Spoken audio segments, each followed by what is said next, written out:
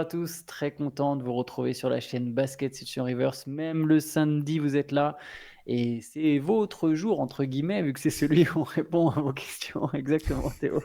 C'est beau, Théo qui c'est a vu. votre jour. On dirait un speech Ouais, de coach. C'est mais je votre jour, les deviens gars. ou de n'importe quelle insulte que tu veux du marketing. C'est pas faux. S'il y a des gens du marketing qui nous C'est pas regardent, faux. mes excuses.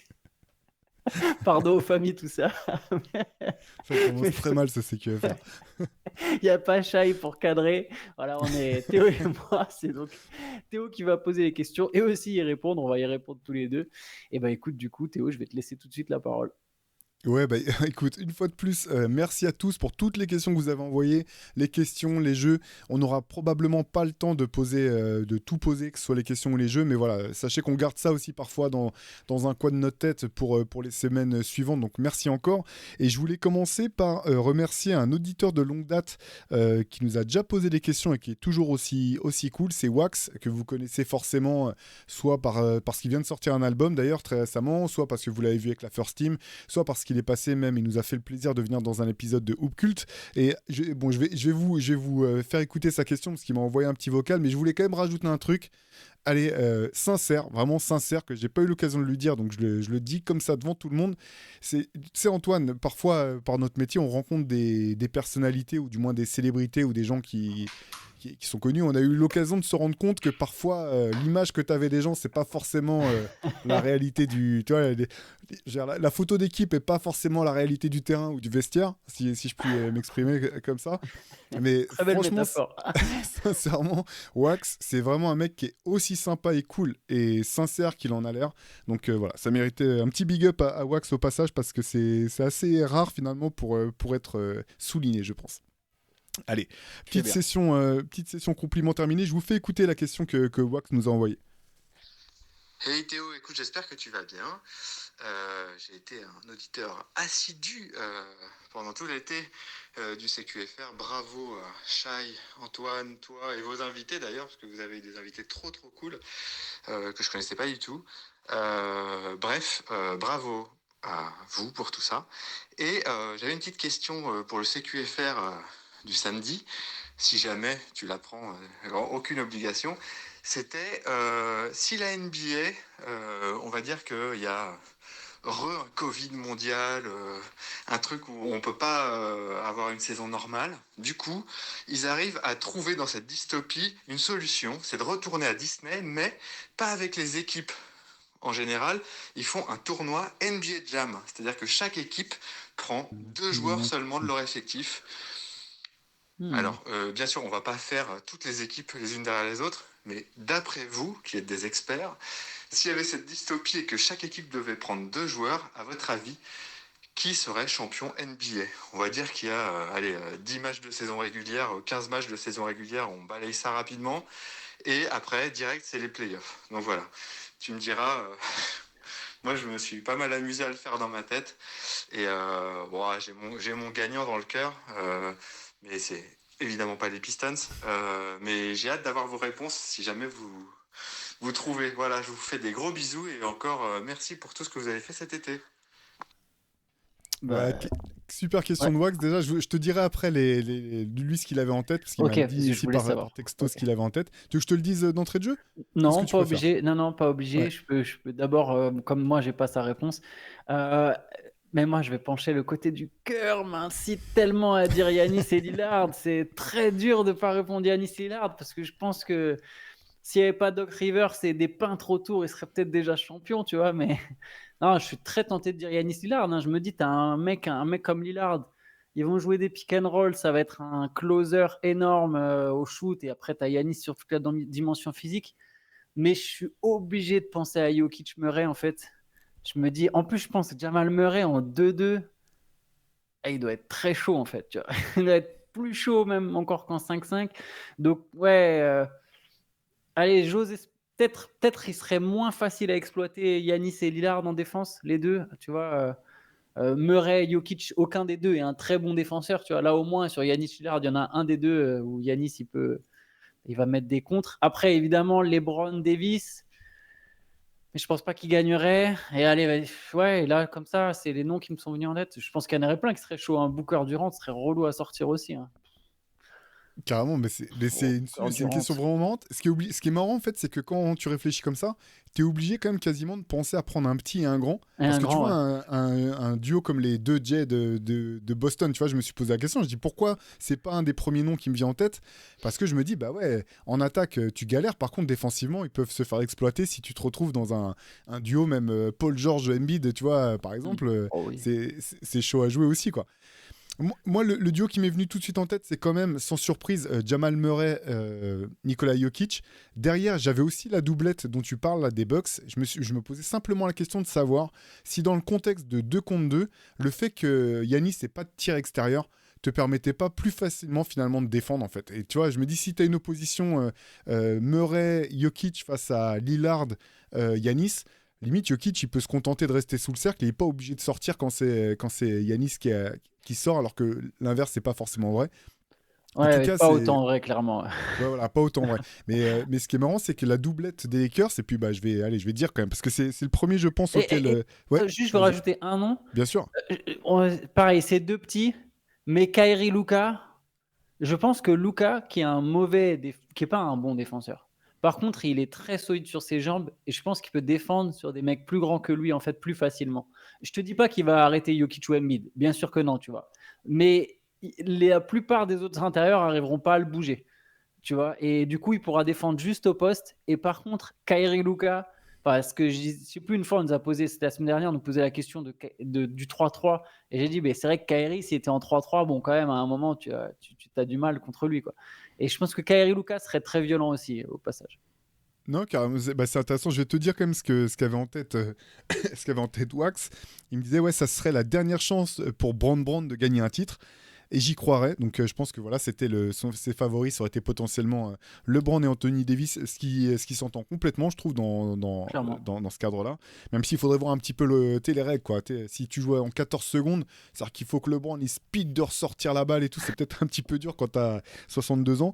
Mais sinon, il disait, mais Jokic, Murray, Yanis, Lillard, oulala, même San Antonio avec Wemby et CP3, ça pourrait aller loin. Et c'est pas faux du tout, en fait. Parce que Ouais. limite, comme tous les vieux, demi-terrain là pour le coup quand t'es un arrière comme Chris Paul là, c'est limite plus facile peut-être de tenir le choc sur ce type de série. En tout cas, question vraiment cool quoi. Est-ce qu'il y en a un autre duo improbable, tu penses qui pourrait créer la surprise ou venir Mais je pense que Booker Durant, il serait chiant, mais il C'est vrai. gagnerait pas, tu vois. Mais je pense que ce serait très chiant à battre. Hein. C'est genre, faudrait vraiment. Oh là là, Défensivement, c'est dur à tenir, hein. tu sais, surtout que si la compète elle est plus courte, tu vois, et que tu tombes sur, je sais pas, enfin, tu vois, des mecs comme eux, ils peuvent avoir une période où sur 15 jours de suite, ils ratent pas un tir, tu vois. Et là, C'est je clair. pense que c'est vraiment très chiant. En fait, il Ça faut. serait... Ouais, Ouais. vas-y. Non, j'allais dire, ce serait intéressant de voir à quel point le 2 points deviendrait vachement. Tu vois, déjà, je trouvais que dans le 3-3, le 2 points, c'est une arme, en fait. Je me souviens des équipes, parce que c'est vrai qu'on a beaucoup parlé des Enfin, le grands. tir à 3 points du coup, qui vaut 2 Bah points, tu veux ouais, dire? qui vaut 2 points, Oui, ouais. oui, bien Oui, sûr. pardon, oui, c'est vrai que Ouais, je suis con, c'est NBA Jam, c'est pas du 3-3, je suis ouais. sur du 3-3, mais je suis avec des règles de demi-terrain. Mais NBA Jam, d'ailleurs, c'est pas du Mm. demi-terrain, c'est tout petit terrain. Mais bref, on est encore oubliant cette histoire. On est sur un tournoi 2-2. Tu vois, sur le 3-3, le tir à 2 points, tu sentais quand même qu'il y avait il y a une vraie prédominance, tu vois. Et ça C'est vaut tout le bête, double, hein. mais C'est énorme. bah ouais, c'est ça. Je Mm. sais plus quelle équipe avait un grand qui était fort dessous. J'étais chez les mecs. Et en fait, je me disais, ouais, mais c'est pas si pénalisant qu'ils te mettent des points, en fait. Si t'es à droit, c'est une équipe qui a pas gagné. C'est pas la Serbie, je sais plus quelle équipe c'était, mais c'était un des matchs que j'avais vu. Et, euh, et là, c'est vrai qu'on a parlé de Jokic, Yanis, tout ça, mais une équipe qui met des 2 points, si elle en met suffisamment, elle s'en fiche, en fait, qu'elle se prend de temps en temps un post-up, tu vois, de machin ou de machin. Après, il faut être adroit. Et ça Ouais. sous-entend que tu es très adroit. Mais je pense que Booker Durant, comme ça, sur un tournoi, si à un moment ils prennent chaud dans le bon timing. Et on les a pas cités, hein. Mais Kat et Edwards, C'est vrai. Ouais, c'est ils vrai, il seraient peut pas mauvais, écarter. en Ouais, fait, non, tu vois. non, t'as raison. Ouais, t'as raison.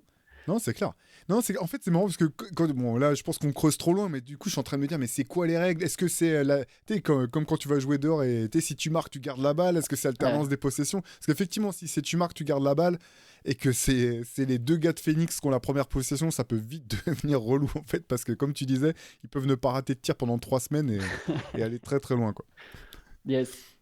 Allez, bah, merci encore Wax pour la question, comme toujours. À très vite. Allez, j'enchaîne avec les autres questions qui nous ont été envoyées. Je te revois alors, une question qui m'a bien fait marrer, qui vient de Nicolas. Voilà. Alors, je te lis son message.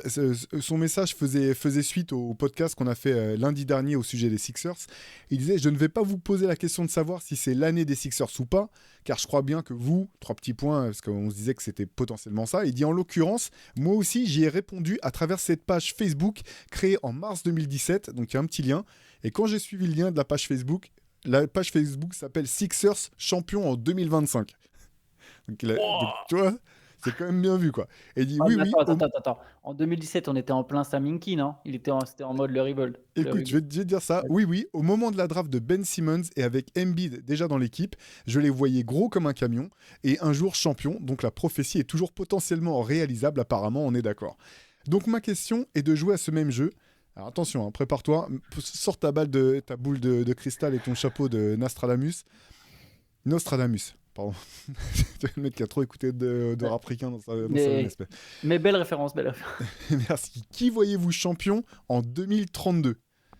Et j'ai prouvé à travers mon pronostic que l'on peut répondre à ce genre de questions et être dans les clous. Alors, il y a des smileys qui se marrent.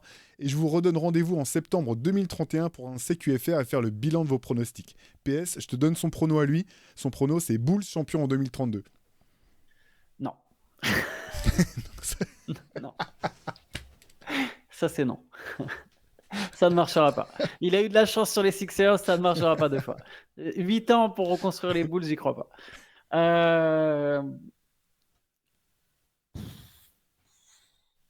C'est trop simple de dire les Spurs. C'est ce que j'allais dire, hein. J'allais dire ça honteusement direct. Non, je tente un truc. Il a quel âge, Luka?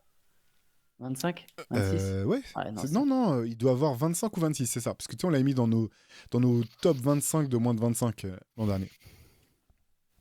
je suis embêté. Où est-ce qu'il jouera Anthony Edwards en 2032? Ah, je vais dire les Spurs. Allez, je vais faire le show. Je vais dire les Spurs. Je ne saurais pas te dire 8 ans, ça me semble loin. J'aime bien faire les pronostics sur 5 ans. 8, surtout de nos jours, en fait. Je trouve que la NBA, elle s'accélère plus vite qu'avant. Je ne sais pas si ça a un sens pour tout le monde ce que je viens de dire, mais je trouve que la NBA, ça va vraiment de plus en plus vite. Et que du coup, ça se renouvelle plus vite qu'à une époque. Peut-être pas sur les équipes phares et encore, au final, même ça. Mais les contrats sont plus courts, il y a plus de transferts, il y a plus de superstars surtout qui demandent leur transfert. Il y a d'autres codes qu'à une époque. À une époque, tu étais à peu près sûr que le joueur que tu as drafté, il reste au moins 8-9 ans chez toi. Maintenant, ça peut être 6. Donc, du coup, dur à dire. Du coup, le choix le plus simple, c'est de se dire que Wembanyama, dans 8 ans, il est en fait, il est en plein dans son prime et que forcément, d'une manière ou d'une autre, l'équipe dans laquelle il joue sera très forte. Et je pense que Wembanyama, dans 8 ans, il sera toujours aux Spurs. Donc les Spurs, à mon avis, dans 8 ans, seront extrêmement compétitifs. Ouais, bah, moi, c'est ce que j'aurais dit aussi, tout simplement, pour les mêmes raisons, en fait. Simplement parce qu'il sera en plein dans son prime. En tout cas, il n'y a pas de raison qu'il ne le soit pas. Donc, on ne sait pas où va tomber. Ah, ça y est, je pars sur un nom, je ne l'ai pas du tout en tête. Celui qui est déjà annoncé Cooper potentiellement. Flag. Ouais, Non. voilà, Cooper Flag, on ne sait pas encore où il sera tombé. On ne sait pas non plus effectivement à quelle vitesse il va s'acclimater à la NBA. Donc, je pense que les Spurs, c'est un peu simple peut-être, un peu facile, mais je pense que c'est le pari le plus sûr. Et par contre, ce qui est sûr et certain, c'est que moi non plus, j'aurais pas parié sur Chicago. En tant qu'ancien fan des Bulls, je peux te dire que j'ai pas confiance du tout dans cette équipe de reconstruction, donc je vois pas Chicago. Ouais, pareil. En plus, j'ai Allez, on l'impression qu'ils enchaîne. attirent plus les free agents, pardon. Enfin bref, ouais. Ils ont jamais en fait, Ouais. non, c'est clair. Bon courage hein, si vous êtes fan de Chicago, on est ensemble. Allez, question de Lucas concernant les Pacers. On parle énormément des attentes sur les Sixers, les Celtics, les Knicks, etc. Qu'en est-il de vos attentes sur Indiana, qui est quand même une équipe jeune et qui sort d'une finale de conf? Ben, c'est un peu dur parce que le côté final de conf, je sais que ça va pas plaire à tout le monde, mais je trouve que c'est un peu tronqué en fait, quoi. Tu vois, il y a les équipes qui sont vraiment candidates de manière pérenne à des finales de conférence où tu sais que c'est pas juste un enchaînement du destin qui a fait qu'une équipe atteint la finale de conférence. Et après, tu as les one-shot. Je pense que tu vois, les Portland Trail Blazers ont fait une finale de conf avec Damian Lillard. Je savais qu'il n'y en aurait pas forcément d'autres, tu vois, ou je me doutais qu'il n'y en aurait pas forcément d'autres.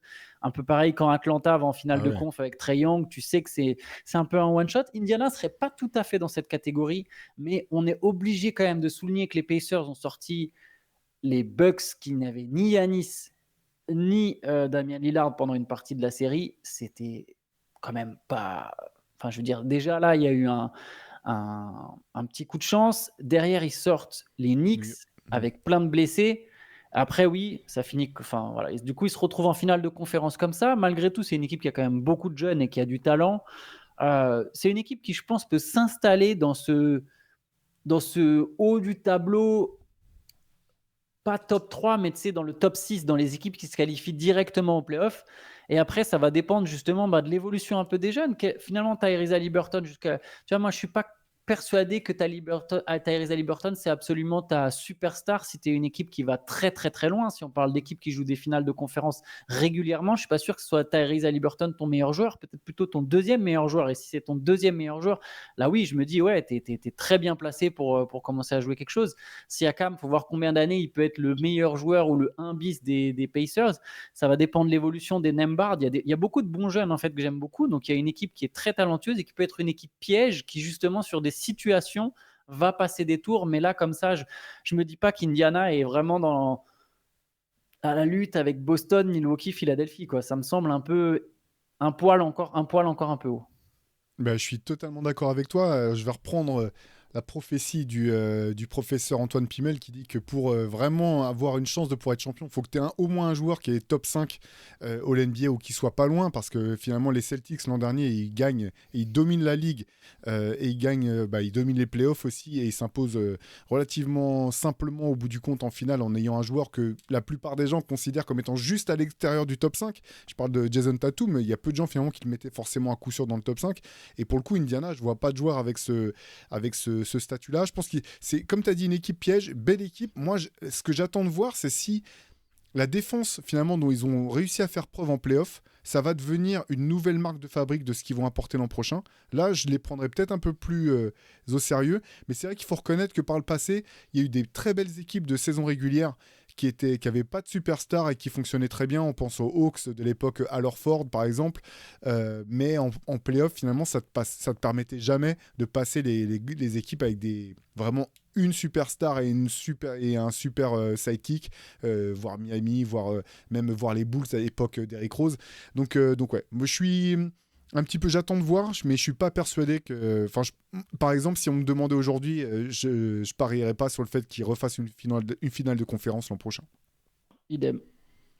Allez, autre question. On a parlé brièvement des Hawks et c'est une question qui les concerne, une question d'Asdin qui concerne Bogdan Bogdanovic. Alors, tout d'abord, avant de commencer, je tenais à vous féliciter de continuer les contenus en ce mois d'août parce que nous faire des CQFR pour, par exemple, réagir à des propos de Nick Young, c'est quand même fort. J'admire le professionnalisme. Merci de noter qu'on fait des efforts. Je voulais vous parler d'un joueur que j'aime vraiment beaucoup. Pour moi, c'est le joueur le plus mal utilisé de cette ligue. Bogdan Bogdanovic. Le mec est un très fort shooter en sortie d'écran ou en sortie de dribble, mais c'est également un très bon playmaker. Je ne comprends pas comment le mec se retrouve à jouer façon Kyle Korver ou JJ Redick, ce qui n'est absolument pas son game.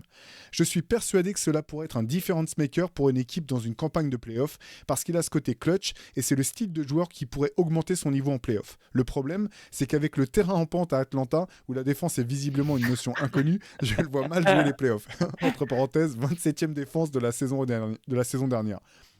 J'étais persuadé de le voir transférer dans une équipe comme Denver, voire Milwaukee, qui se sont vraiment affaiblis pour moi. Du coup, je voulais vous demander si les Hawks vont enfin libérer ce super joueur de basket qui est Bogdanovic pour nous permettre de le voir jouer une campagne de playoff. Quel est selon vous le joueur, et autre question, quel est selon vous le joueur le plus mal utilisé de cette ligue? Entre parenthèses, un joueur qui dans un autre environnement serait fantastique. La question est dure, il faudrait que je me replonge vraiment sur les effectifs pour y réfléchir, mais je partage complètement son avis sur Bogdanovic. Moi, je me souviens quand il y a eu son transfert avorté à Milwaukee. Et alors, ça a amené à celui de Jrue Holiday, si je dis pas de bêtises. Ouais. Du coup, ils s'en sont bien sortis. Je vais revérifier, mais je crois que derrière, c'est Jrue Holiday qui font. Je sais plus exactement dans quel ordre ça se fait. Non, il pouvait avoir les deux, je crois. Il pouvait avoir les deux. T'es sûr? Je sais j'ai plus. oublié. J'ai oublié déjà. J'ai oublié, mais en tout Tu vois, cas, c'est moi, chaud. quand il y avait cette idée de Bogdan Bogdanovic qui allait rejoindre Giannis à Milwaukee, je me disais, ah, mais c'est parfait, c'est vraiment trop le joueur qu'il leur faut. Et je suis d'accord, son jeu, c'est pas d'être Kyle Korver, c'est un mec qui a besoin de la balle, on le voit avec la Serbie. Et alors, oui, en FIBA, quand il a la balle, il est trop fort, tu vois, il est trop fort pour le basket FIBA si tu lui donnes la balle. Mais je pense qu'en NBA aussi, il a le niveau pour être ce joueur-là. Peut-être pas pour être. Bien sûr, il va pas atteindre les sphères de Anthony Edwards ou des mecs comme ça, des deuxièmes arrières qui sont complètement dominants balle en main. Mais je pense que c'est un vrai bon joueur qui est capable. Il a cité Denver. Ouais, ça serait dingue. Je pense qu'il y a plein d'équipes. Moi aussi, je suis d'accord. C'est un mec qui doit jouer dans une équipe ambitieuse et qui va être un vrai difference maker pour une équipe ambitieuse s'il venait à se retrouver là. Donc, je partage complètement le point de vue sur Bogdan Bogdanovic. Euh, Alors, j'ai vérifié ce que tu disais, Antoine. Enfin, pendant que tu parlais, j'ai vérifié. Ouais. Non, ils auraient pu avoir Ils Jrue auraient pu Holiday parler de- et Bogdan oh là Bogdanovic, ce qui aurait été magnifique. Enfin, au début, quand c'était sorti, comme tu disais, on avait dit bah, super bonne pioche, c'est là. incroyable Ouais. comme off-season de la part des Bucks. Moi, ce qui est marrant, c'est qu'en fait, alors je pense que. Je sens que je vais le regretter, ça, mais je pense encore une fois que les Hawks vont être plutôt bons cette année. Moi aussi. Et moi, je serais pas étonné qu'Atlanta fasse une bonne saison régulière, soit en playoff, et que, encore une fois, en tout cas, c'est ce que j'avais en tête au moment du trade avec les Pelicans, c'est que on en avait parlé à plusieurs reprises, Antoine, c'est je trouve que ça clarifiait quand même la rotation du côté d'Atlanta. Et je vois pas pourquoi Quinn Snyder trouverait pas le moyen finalement de faire jouer tout cet effectif, y compris Bogdan Bogdanovic de meilleure manière, en le responsabilisant sans doute un peu plus dans le playmaking, effectivement. Donc moi, je me dis que c'est peut-être avec Atlanta, en fait, qu'on le verra jouer des playoffs et passer peut-être un tour, ou du moins avoir des playoffs intéressants. En tout cas, c'est vrai que les équipes qui citaient, enfin voilà, tu le mets si tu trouves le moyen de le mettre à Denver, oui, c'est un difference maker potentiel. Tout dépend bien sûr quelle serait la monnaie d'échange, mais Oui, je pense que c'est difficile à l'envoyer dans une grande équipe, en fait, dans une grosse équipe au niveau des salaires, tu vois, c'est toujours des transferts très compliqués à mettre en place. Mais je partage ton avis sur Atlanta au passage, hein. Moi, je pensais déjà qu'il serait bon l'an dernier. Euh, Après, j'étais pas un mec qui regarde beaucoup les Hawks, hein. Je vais pas m'inventer un truc de spécialiste d'Atlanta. Par contre, du coup, c'est vrai que ça m'est arrivé de regarder des matchs d'Atlanta avec des Dejounte Murray et de me dire que je suis désolé, hein, ce mec est surcoté. Je sais, c'est pas la première fois que je le dis, mais je comprenais même pas comment il y a pu y avoir des débats entre qui est le plus fort entre Trae Young et lui, très sincèrement. Et pourtant, je suis pas fan de Trae Young, tu vois, mais enfin, c'est quand même pas les mêmes joueurs, pas la même classe. Et bref, tout ça pour dire que Atlanta, je pense, cette saison va être mieux équilibrée maintenant qu'il n'y a pas des Dejounte Murray. Bien sûr que ça reste un mec talentueux et que du coup, il y a du talent qui est parti. Mais je pense que ça va être mieux équilibré. Ils vont plus être attendus du tout. Là, la finale de conférence, ça fait trop longtemps. Depuis, c'est que des saisons. Ils terminent 10e. Ils ne jouent pas les playoffs. Ils font juste un tour. Il ne va pas y avoir trop de pression. Il y a un bon coach. C'est quand même sa deuxième année. Et je pense que Zachary Rizaché, Jalen Johnson, c'est des mecs qui mettent, tu sais, qui rendent les choses plus faciles. Il y a une espèce de fluidité. C'est des gars qui vont savoir, c'est des gars qui savent jouer sans la balle, tu vois. Pareil pour DeAndre Dyson Hunter, Daniels, Dyson Daniels, c'est que exactement. j'adore. En plus, c'est des mecs dynamiques, tu vois. C'est des mecs dynamiques qui défendent. Tu vois, si sur le terrain, tu as Daniels, Rizaché, Johnson, Hunter, tu peux faire un 5 ultra moderne où tu sais que les mecs vont se donner, en fait. C'est Ouais, peut-être ou pas au les plus Congo, en fait, tu talentueux, t'en mais ça fous. va se donner. Au En Congo, fait, tu ouais. t'en fous que Trae Young défende pas, en fait, si t'as ces quatre Exact. joueurs-là à côté, quoi. Exactement. Tu as des mecs qui protègent le cercle, tu as des Golgoth qui sont capables. Et en fait, tu vas avoir un espèce de plancher. Je pense que le plafond d'Atlanta sera pas très haut, tu vois, parce qu'il y a des mecs trop jeunes encore. Mais tu auras un espèce de niveau plancher qui, encore plus est à l'Est, je pense, peut vraiment leur permettre d'atteindre effectivement les playoffs en passant via le play-in, j'imagine, ou peut-être à la limite. Je sais s'il y a une équipe qui se plombe, mais j'ai l'impression que là, quand même, Orlando, Cleveland, Indiana, il y a quand même des équipes. Miami, je pense que ça va. Tu vois, ils passeront par le play-in, mais je ne serais pas surpris que cette fois-ci, Atlanta est en. Ouais, au moins joue le play-in. Voilà, ils sont peut-être un peu Mm. jeunes, mais qu'il y ait un truc qu'on se dise, ah non, c'est intéressant ce qui se passe, ça peut être intéressant à se développer. Et tu as raison, Bogdanovic aura plus de liberté, du coup, en fait. Ouais, la vraie question qui se pose, parce que déjà l'an dernier, je comprenais pas quand même comment cette équipe pouvait être aussi mauvaise en défense, parce que Trae Young explique pas tout, en fait. Tu regardes Ouais. autour, il y a quand même plein de mecs qui sont des plutôt bons défenseurs, voire excellents défenseurs. Et là, pour le coup, il y a quand même. Enfin, je pense que c'est quand même à Quinn Snyder là de faire en sorte que son équipe elle peut pas être aussi mauvaise en défense parce qu'il n'y a pas de raison en fait. Je trouve structurel qui justifie que cette équipe elle soit aussi catastrophique dans ce secteur. Et là, ça peut vite être un facteur de victoire en fait. Parce que si tu as une adresse qui est top 15, tu vois, c'est même pas. Tu es dans le milieu, tu es à 15e défense NBA, plus le jeu offensif que tu dois pouvoir générer avec ces joueurs-là, je pense que tu peux voilà, faire une belle saison régulière. relativement facilement. Rien n'est facile en NBA, mais je veux dire, il n'y a pas de raison en fait que ce soit pas le cas. Ouais, non, je suis d'accord. Et tu avais une idée de joueurs qui seraient particulièrement mal utilisés? C'est dur hein, comme ça. C'est dur, en fait. Ouais. Moi, je suis pas très bon pour retrouver les, tu sais, Les rosters de les tête, rosters. Ouais, comme ça aussi. il faut que je lise le nom des équipes. Et encore, même là, vu qu'en même temps on parle et tout, je vais avoir du mal à réfléchir aux deux trucs. À la fois, il y a des jeunes joueurs. Il y a des jeunes joueurs, des fois, où tu te dis. Les frères Thompson, par exemple, je suis convaincu qu'ils sont pas très bien utilisés si tu veux les mettre en 3, mais c'est pas le mec, tu vois, c'est encore des jeunes, tout le monde ne connaît pas encore leur niveau. Je suis sûr qu'il y a des meilleurs exemples que ça, que les jumeaux Thompson. Ouais, T'arrives à voir, toi? non, comme toi en fait. Tu vois, volontairement, j'ai pas réfléchi à la question. Faudrait que j'y réfléchisse parce que c'est une question intéressante. J'aurais pu dire facilement Evan Fournier hein, sur les Ouais, 2 saisons précédentes, mais c'est un petit peu choix de la facilité. Mais non, j'avais pas de nom qui s'imposait comme ça automatiquement pour le coup. ouais, pareil. Allez, je te propose qu'on passe à la suite. C'est Alban hein, qui nous envoie ce message. Vous évoquiez récemment Dennis Rodman et son passage aux Lakers, et plus globalement sa façon d'être et de voir la vie. Alors là, je vous invite à réécouter l'épisode du CQFR dans lequel on faisait allusion à une anecdote racontée par Shaq qui était assez folle. Alban nous demande, au-delà du sport en lui-même, ce que j'aime aussi depuis toujours en NBA, ce sont les anecdotes de vie et les petites infos croustillantes sur nos stars préférées. Est-ce qu'il y a ainsi une autre anecdote sur un autre joueur ou un fait de vie un peu original qui vous a marqué?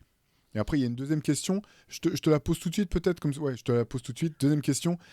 Et une seconde question rapide qui en découle un peu. J'ai toujours vu Rodman, puisque vous en parliez, plus comme un artiste écorché vif que comme un joueur de basket, à l'inverse d'un Kobe par exemple, qui a consacré toute sa vie à être le joueur de basket ultime.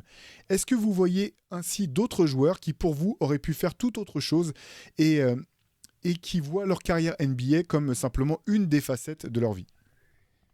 Boris Dio, une seule des facettes de sa vie. Clairement, après, pas écorché vif, hein, du coup, Boris Dio, mais genre, tu sens que bah, le basket, c'était une passion. C'est peut-être sa première passion, là, sa plus grande passion, mais qu'il y avait d'autres passions dans sa vie. Pour la première partie de la question, c'est d'autres mecs dont les histoires nous ont marqués, c'est ça? Oui, des anecdotes en fait, des anecdotes de vie, tu vois, des anecdotes, des petites histoires marquantes sur, un joueur ou un autre. C'est dommage, ça va être comme la question d'avant, en fait, c'est que de se souvenir, il y en a d'autres, il y en a plein là pour le coup. En fait, euh, bon, Jimmy Butler, le fait d'avoir été abandonné, l'histoire de Chris Dunn, l'histoire de Chris Dunn qui a grandi, bah, en fait, livré à lui-même parce que sans sa mère, parce que sa mère en prison et que du coup il vivait tout seul avec son frère qui n'était pas majeur non plus, et que les deux, lui Chris Dunn, il faisait des 1 contre 1 il provoquait des mecs en 1 contre 1 au basket. Il avait 12 ans, 12-13 ans et avait pour de la thune parce qu'ils n'avaient pas de thune. Et quand il perdait, il était obligé de se casser en courant. Enfin bref, il y a Chris Dunn, il y en a plein en fait. Quasiment tous sur lesquels on fait des papiers Rivers, souvent il y a des histoires assez folles. Kenny Atkinson, c'est beaucoup plus sombre, tu vois, qui a été abusé. Anderson. Oui, pas Atkinson. Kenny Anderson, pardon. Les deux ont été honnêtes, mais pas du tout les mêmes personnes. Pas du tout les mêmes histoires. Mais ouais, Kenny Anderson, il y en a plein là qui pourraient me venir en tête. Ouais, il y en a tellement, honnêtement, c'est un peu comme toi. Allez, le premier qui m'est passé en tête quand j'ai vu le truc, bah, pour moi, c'est Paul Pierce, qui s'est fait poignarder quand même à la fin de sa saison rookie et qui est revenu en un temps record sur les terrains. Il a raté 0 match. Hein. Il a raté 0 match. Tu dis, mais c'est le genre d'incident où tu peux décéder ou ne jamais remettre le pied sur un terrain de basket. Il y a aussi, comment il s'appelle Bones Island, qui a une histoire de vie assez folle. Il a dû sauter. Je connais pas celle-là. Ouais, il y a eu un incendie dans sa maison quand il était au lycée, je crois. Il a dû sauter par la fenêtre pour éviter aux flammes. Si je me trompe pas, je crois qu'il y a des personnes de sa famille qui sont décédées d'ailleurs dans cet incendie et il s'est cassé la jambe et je sais pas quoi. Enfin, c'est un peu aussi un miraculé du sport à ce niveau-là. Là, c'est pour les éléments. C'est vrai que c'est les événements un peu tragiques parce que c'est vrai qu'il y a aussi souvent des anecdotes plus marrantes, mais là, c'est un peu dur de les sortir comme ça. Sur le coup, Ouais, je sur suis le un peu coup, comme ouais. toi. Ça va me revenir dans 1 heure ou quand on aura fini d'enregistrer. Je vais dire, j'aurais dû parler de ceci ou de cela. Limite, faudrait qu'on fasse on pourrait faire un Hoop Culture spécial anecdote avec Antoine et Pierre Armand. Ça pourrait avoir le coup. Ouais, carrément, c'est une très bonne idée d'émission, ça.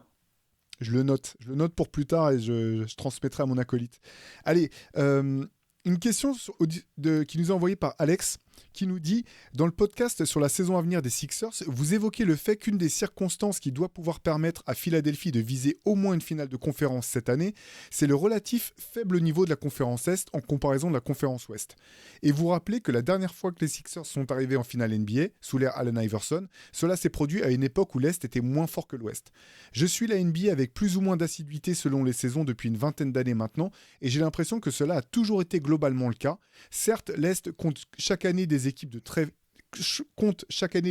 fortes, à commencer par les Celtics l'an dernier, mais le niveau général de la conférence m'a toujours paru moins relevé que la conférence Ouest. Selon vous, est-ce vraiment le cas? Et si oui, y a-t-il une raison particulière à ça?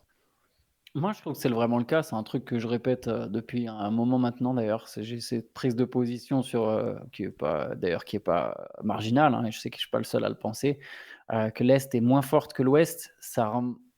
Je dirais peut-être depuis la retraite de Jordan. Après, ça ne veut pas forcément dire que les équipes de tête de la conférence Est sont moins fortes que celles de l'Ouest. La preuve, les Celtics ont été champions en dominant toute la saison. Mais le niveau global, ouais, je trouve qu'il est plus fort à l'Ouest. Pour les raisons, je pense que pendant longtemps, déjà, il y a eu des meilleurs GM à l'Ouest. Vraiment, les franchises étaient mieux gérées. Même les petites franchises de l'Ouest étaient mieux gérées. Parce que tu vois, les grosses franchises, elles peuvent se reposer vachement sur leur nom. Des fois pour s'en sortir, et si en plus de ça autour tu as des petites franchises qui font le taf, tu te retrouves avec une conférence vraiment forte. Il y a le soleil sans doute, hein. Je connais pas assez bien la fiscalité, mais par exemple, on sait que dans le Texas, il n'y a pas de taxes, ça aide toujours pour attirer des joueurs. Je pense que la Californie, il y a énormément de joueurs originaires de Los Angeles, il y a plein de joueurs qui veulent jouer en Californie.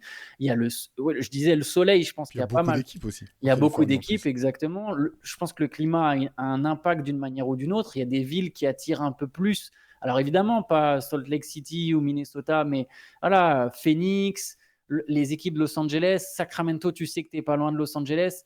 Le Texas, ça peut attirer plus facilement que d'aller jouer à Atlanta ou Charlotte si tu n'es pas de ce coin-là, si tu n'es pas de Caroline du Nord ou de Géorgie. Enfin, tu n'as pas envie de te retrouver là. Je pense qu'il y a tout ça mis ensemble, même si vraiment l'argument numéro un pour moi, c'était vraiment plus, je pense, comment les équipes étaient gérées. Et je pense que j'ai l'impression, depuis quelques années, que les GM sont quand même meilleurs en fait que par le passé. Je sais pas ce que tu en penses. Il y a moins souvent des trades où on se dit mais qu'est-ce que c'est que ça? Tu repenses au trade des Nets pour Joe Johnson. Tu te dis what the fuck, tu vois, il n'y a plus trop de trades comme ça qu'on a pu avoir à une époque. Donc je pense qu'à terme, c'est amené à s'équilibrer. Et il y avait aussi plus de superstars à l'Ouest, hein. En fait, je partage ce que tu dis et je pense que ça joue aussi avec l'évolution de la ligue qui fait que les joueurs changent plus facilement maintenant d'équipe qu'avant. Parce qu'en fait, avant, si tu avais une star à l'Est, elle restait à l'Est, quoi. Elle ne changeait pas d'endroit. Et effectivement, tu as raison sur le climat, tu as raison sur les taxes. Mais voilà, je rappelle quand même, dans les années 80, dans les années 90, la conférence Est, c'était quand même un coupe-gorge, à tel point qu'on a oublié, parfois, la domination de Jordan fait oublier à quel point une équipe comme Cleveland a été talentueuse et dangereuse, notamment avec Brad Doherty, avec Mark Price, avec le jeune Ron Harper. Tu vois, il y a certaines équipes comme ça de l'Est qui sont passées tombées un peu dans l'oubli.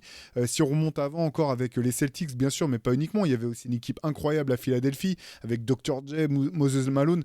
J'ai l'impression que c'est effectivement le cas depuis les années 2000, en fait, où l'Ouest est plus fort. Je repense même au final des Nets, où tu dis, bon, bah, ils en font deux de suite, mais c'est parce qu'ils sont à l'Est, quoi. Ouais, Jamais l'équipe n'est pas fantastique, quoi. Tu sais même pas qui va être l'adversaire de l'autre côté, mais tu dis, bah non, ils vont pas gagner, en fait, tu vois.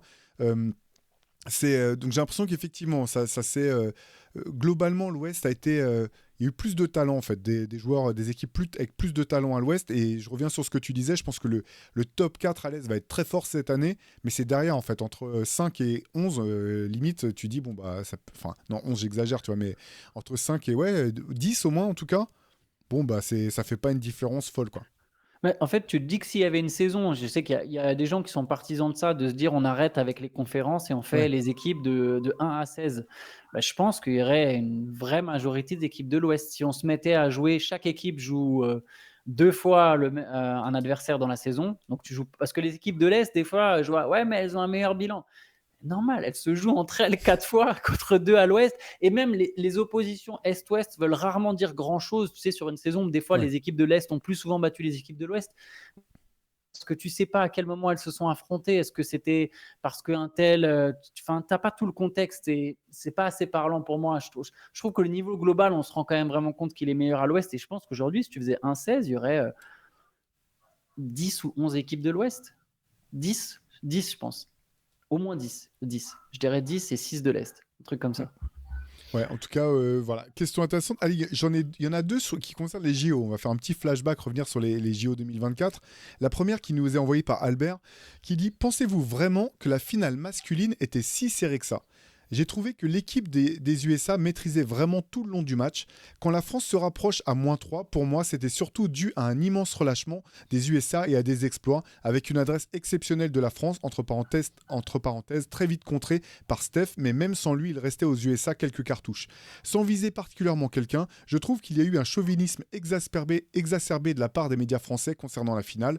Pour moi, la France était encore à une certaine distance du niveau de l'équipe des USA, mais big up à la Serbie qui les a vraiment inquiétés et qui était la seule équipe à se rapprocher de leur niveau. Qu'en pensez-vous? Je pense que la Serbie est effectivement le match où ils auraient dû perdre, plus que le match contre l'équipe de France où ils ont globalement été devant tout du long et surtout tout au long de la deuxième mi-temps. Donc je partage en partie ça. Après, oui, il y a eu une adresse exceptionnelle, mais l'adresse, enfin, je me souviens plus d'ailleurs du pourcentage exact d'adresse de l'équipe de France, mais l'adresse, elle peut être aussi liée à l'événement, à la manière dont tu provoques tes tirs, à la défense qui est en face. Tu vois, les États-Unis ne défendent pas de la même manière que les autres équipes européennes. Tu as un peu plus d'espace par moment, paradoxalement. Donc, oui, je pense pas que la France était tout près. Elle a été d'ailleurs en écart de points. Elle est plus près en 2021 où l'équipe américaine est moins forte. Je pense que là, elle était plus proche de gagner que là sur cette finale de 2024. Mais je dirais pas non plus que c'était loin. J'ai quand même eu l'impression d'avoir assisté à un match serré où il y a eu des moments où tu pouvais te dire il y a la place pour gagner. Je sais Je pas ce par- que tu en penses. Non, je partage tout à fait ton avis. Moi, j'ai trouvé que c'était serré et en fait, ok, Team USA avait de la marge. Je dis pas le contraire, mais sur un match sec en 40 minutes, il a quand même fallu que Stephen Curry sorte 3 tirs assez dingues dans la dernière minute pour qu'on se dise, ouais, il y a de la marge. Parce qu'en fait, s'il rate son premier, il rate un des 3 tirs et l'équipe de France marque de l'autre côté, c'est pas du tout la même fin de match. En fait, et c'est pas. Tu sais, autant dans une série de playoffs, tu dis, bon, bah, il y a une équipe qui a de la marge, elle peut être un peu à la cool, et même si, tu vois, en fin de. Regarde, il suffit de regarder des séries, tu sais, Cleveland-Toronto de l'époque, là où Cleveland n'était pas forcément bien parti, tu vois, sur un match. Mais quand derrière, tu as 2-3 matchs encore, quoi qu'il arrive, tu peux te permettre de rester zen, même si c'est toi qui vas gagner dans la dernière minute, parce que tu sais, finalement, tu te dis, bon, bah, j'ai pas de pression. De toute façon, on sait qu'on est meilleur. Au pire, on perd ce match-là, mais derrière, on va leur en gagne mettre les 3. suivants. Voilà, exactement. Là, dans une finale de JO, je trouve que c'est, enfin, de ce type de format, c'est pas la même. Par contre, sur le niveau effectif, donc moi je parle du match, par contre, sur le niveau effectif des équipes, je suis tout à fait d'accord. La Serbie était l'équipe la plus proche du niveau des États-Unis. Ça s'est joué à rien du tout. Ça s'est joué, et on va y venir avec la deuxième question que je vais te poser, Antoine, mais ça s'est joué sur une possession pour moi dans le match Oui, bah Serbie-États-Unis, oui. qui a fait basculer le match Je complètement. partage. Mais donc oui, la logique, ça aurait dû être ça. Mais le truc, c'est que c'est un tournoi en fait, et que dans un tournoi type FIBA, bah oui, mais enfin, ça se joue à rien. Dans ce cas-là, si tu dis, tu vois, même tu peux revenir en 2004, tu te dis, est-ce que l'Argentine, enfin, tu vois, en 2004, ils terminent médaille de bronze. Ils se font taper par Porto Rico, l'équipe des États-Unis. Ils se font taper, bien entendu, par l'Argentine, par la Serbie. Du coup, tu regardes l'effectif, tu dis, c'est un truc de malade, l'effectif de Team USA. Il devait avoir de la marge, mais en fait, si ça fonctionne pas comme il faut au moment où il faut, et je compare pas le niveau de l'équipe de 2024 à celle de 2004, mais ce que je veux dire, c'est que le talent suffit pas. Et moi, je pense quand même que sur ce match, cette finale pardon, des JO, elle était serrée et qu'il y avait une potentialité pour l'équipe de France de gagner. Moi, j'y ai cru en fait. J'y ai cru jusqu'au bout, comme en 2021. J'ai vraiment cru qu'on allait taper, et même comme en 2000.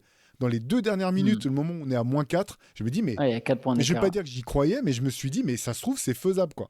Et je reste c'était un petit peu, tu sais, quand on faisait les previews avec Shai du CQFR, où Shai estimait que cette équipe, elle était imbattable. Moi, je continue de penser qu'il n'y a pas de scénario maintenant, il n'y a plus de scénario où la moindre équipe est imbattable. Pour moi, la seule qui était imbattable, vraiment, c'était l'équipe féminine de Team USA. Et même là, on a vu en finale face à la France que finalement, bah, ça a failli être inversé. Alors pour le coup, c'est vraiment l'équipe où je me disais, il n'y a aucun scénario dans lequel cette équipe ne peut pas finir championne olympique. Après, pour aller dans le sens de la personne qui a posé la question, je trouve que la finale femme, justement, était. J'ai vraiment eu le sentiment que la France allait gagner, plus que Ouais, chez les mecs. bien Je trouve sûr, que la je suis France, d'accord. je pense même que la France aurait dû gagner, honnêtement, ce match-là. Après, voilà, on va toujours être content d'une médaille d'argent aux Jeux Olympiques, c'est normal, surtout quand tu as été tout prêt de faire tomber Team USA, mais je pense que la France a été meilleure sur ce match que Team USA. Ouais, allez, j'enchaîne avec la deuxième question qui concerne le match Serbie-Team USA, qui est une question qui nous est envoyée par Xavier. Une question sur un fait de jeu de la demi-finale des JO entre Team USA et la Serbie. Ça se situe en fin de troisième quart-temps ou début de quatrième, je ne sais plus trop. Team USA marque un panier à 3 points et pendant le shoot, un défenseur serbe, en l'occurrence c'était Nikola Jokic, fait une faute sur un autre joueur américain que le shooter, c'est sur Anthony Davis. Voilà, il essaie de passer à travers l'écran. Le panier à 3 points est accordé et le ballon est redonné à Team USA. Comment est-ce possible de redonner le ballon à une équipe qui vient de marquer ? En plus, il s'agit d'un tournant du match car dans la deuxième possession, Team USA marque un autre 3 points en quelques secondes de Devin Booker, si je me rappelle bien. Grâce à ces deux paniers, ils passent de -11 à -5 en quelques secondes et ça les relance complètement dans le match. Merci d'avance pour votre réponse et surtout, continuez comme ça, j'adore. Mais je vais te laisser commencer parce que moi, je connais pas la règle sur pourquoi tu leur rends la balle. Alors pour moi, c'est simple, c'est parce qu'en fait, la faute a lieu pendant le tir en fait. Le panier n'est pas encore inscrit. Donc c'est une faute qui a lieu en même temps que le tir à 3 points de Stephen Curry. Au moment où Stephen Curry prend son tir à 3 points, c'est à ce moment-là que la faute est commise. Et j'imagine qu'à ce moment-là du match, la Serbie n'était pas encore dans la pénalité, parce que sinon ça aurait donné le tir à 3 points plus des lancers francs. Donc en fait, il y a tir à 3 points accordé et on redonne balle sur le côté parce que le panier n'est pas encore rentré au moment où la faute est commise. C'est comme ça que je comprends, que j'interprète la règle. En tout cas, moi, j'ai pas été étonné du tout voilà, que la balle soit redonnée à Team USA. Et par contre, j'ai plus été... Enfin oui, par contre, non, c'est totalement, et on en parlait juste avant, Antoine, pour moi, le tournant du match, pour moi, ça se joue là. Parce que vraiment, là, s'il n'y a pas ce fait de jeu, je suis pas sûr du tout que Team USA arrive jusqu'en finale des Jeux Olympiques. Tout à fait pareil. D'ailleurs, au moment où Booker il met le 3 points dans la foulée, j'ai dit ça y est, c'est fini. Je me suis dit... Alors déjà, quand la Serbie était devant, ça fait plusieurs compètes que les Serbes craquent mentalement. Je me suis dit, aïe, j'avais peur, tu vois, j'étais déjà en mode... J'avais envie qu'ils le fassent. J'avais très envie que cette équipe de Serbie, elle gagne. Et j'avais un peu peur que justement, elle craque mentalement. Et là, le moment où il y a ça, je dis, c'est fini en fait. Ils vont... Et le pire, c'est que même quand Team USA repasse devant, il y a un moment où il repasse devant, mais tu sais que ça a laissé des traces en fait. Le coche est passé. Ouais, ouais. En fait, je pense, tant que tu as 8-9 points d'avance, tu peux pas complètement craquer dans la tête en fait. Tu sais que tu es encore une espèce de marge de sécurité. Quand tu commences à jouer à +3, +4, c'est plus la même marge de sécurité dans ta tête. Donc, tous tes gestes, il y a une espèce de tension qui s'installe, une espèce de nervosité qui s'installe. Où c'est là que tu vois d'ailleurs les très, très, très grands joueurs, le mental, ou les très, très grands athlètes, le mental exceptionnel qu'ils ont. Et ça rejoint Stephen Curry sur la finale, où il est capable de mettre des tirs où tu dis « what ?» Et les Américains, d'ailleurs, ont été très forts dans leur tête. Et là, ouais, si tu arrives à garder ce matelas de +8, s'il n'y a pas ce 3 points de Devin Booker dans la foulée, tu gardes un peu plus longtemps ce matelas, tu es encore un peu dedans, et je pense que ça fait la différence. Je pense aussi que la Serbie gagne ce match. Je suis comme toi. Je partage parce qu'en fait, je pense que vraiment, tu vois, tu disais 3-4 points, je pense que c'est en dessous des 6 points ou au-dessus des 6 points à 2 de... Quand tu es face à une équipe où il y a Stephen Curry, Devin Booker, Kevin Durant, entre autres, 6 points, c'est rien. 2 possessions, c'est rien du tout en fait. Et là, c'était le scénario catastrophe pour la Serbie parce que non seulement ils se prennent un 6-0, mais en plus ils se le prennent en 2 secondes. En gros, en 2 secondes de temps effectif. En gros, entre le moment où Stephen Curry met son tir et ensuite remise en jeu, tir à 3 points de Devin Booker, le chrono n'a pas tourné et il y a 6 points qui viennent d'être enlevés de l'écart et tu te retrouves effectivement à -5. Et là, -5 face à Team USA. Team USA en plus qui se dit, c'est toujours le fameux principe du momentum, quoi. C'est que tout l'élan est passé du côté de Team USA, et là, il faut être tellement fort dans ton basket et dans ta tête pour tenir le choc derrière. Et comme toi, quand ils sont repassés devant, je me suis dit, non, mais c'est fini. Je continuais d'espérer. Moi aussi, j'aurais bien aimé que cette équipe de Serbie batte Team USA. C'était vraiment une belle équipe au bout du compte, avec des joueurs qui se sont révélés, mais je pense que le truc est passé, quoi. Ouais. Yes. Allez, question de Jérôme qui nous dit: Salut l'équipe, tout d'abord merci pour votre réactivité basketballistique depuis tant d'années. Je suis dans l'aventure basket session depuis longtemps et pour une fois je saute le pas pour vous poser deux questions. Alors je commence par la première. C'est deux questions qui sont en rapport avec des contrats, tu vas voir. Pensez-vous que la ristourne de Jalen Brunson sur son contrat pour être plus compétitif va influencer d'autres superstars à en faire de même, c'est-à-dire faire passer le résultat sportif avant l'argent? Surtout qu'avec cela, il n'est pas aussi perdant qu'on voudrait nous le faire croire, puisqu'en effet, grâce aux très bons résultats avec New York, cela va lui permettre d'avoir de nombreux contrats de sponsoring. Dans tous les cas, cette décision forte et peu commune en NBA me fait aimer encore plus ce joueur. Est-ce que tu penses que ça va lancer une mode? Non, Non, j'allais non, dire comme... Je voulais ressortir non. le même nom que tu as lâché tout à l'heure. Ouais, non, pas surtout vu parce que lui, enfin, là, on peut parler de. C'est toujours un peu bizarre de parler de sacrifice, tu sais, quand c'est des millions d'euros, mais c'est vrai que lui, c'est une centaine de millions quand même qu'il laisse sur la table. Enfin, qu'il laisse sur la table. On verra. On Ouais. le tourne, oui, on le tourne mal en fait quand on dit ça. C'est pas tout à fait vrai. C'est juste qu'il décide de prolonger maintenant et pas de prolonger un an après, où il peut potentiellement signer un contrat qui a donc 113 millions de plus. Mais en un an, il peut se passer beaucoup de choses. On a vu des mecs perdre énormément de valeur en un an. Je dis pas que c'est ce qui va arriver pour Jalen Brunson. Je dis pas qu'il fait le choix de la sécurité non plus. Bien sûr qu'il fait un choix qui est opté plus pour le collectif et pas. Je pense que lui-même, il a confiance en lui. Il se doute bien que l'argent, il l'aura même dans un an, tu vois. Mais voilà, on a vu des mecs. De Marquis Cousins, il s'est pété juste avant d'être free agent. Et il n'a jamais eu son contrat max. Il n'a jamais eu son truc. Donc, des fois, signer tout de suite, c'est pas que pour ça. Ça peut être aussi une manière de te protéger. Voilà. Donc, déjà, ça, c'est la première chose.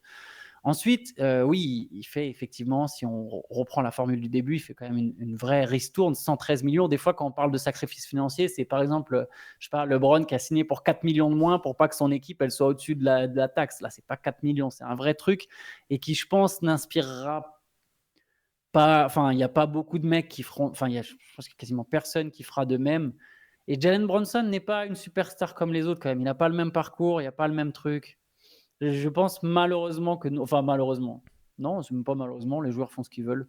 Finalement, je blâme même pas les mecs qui prennent le max. Mais je pense pas que ça inspirera beaucoup de monde.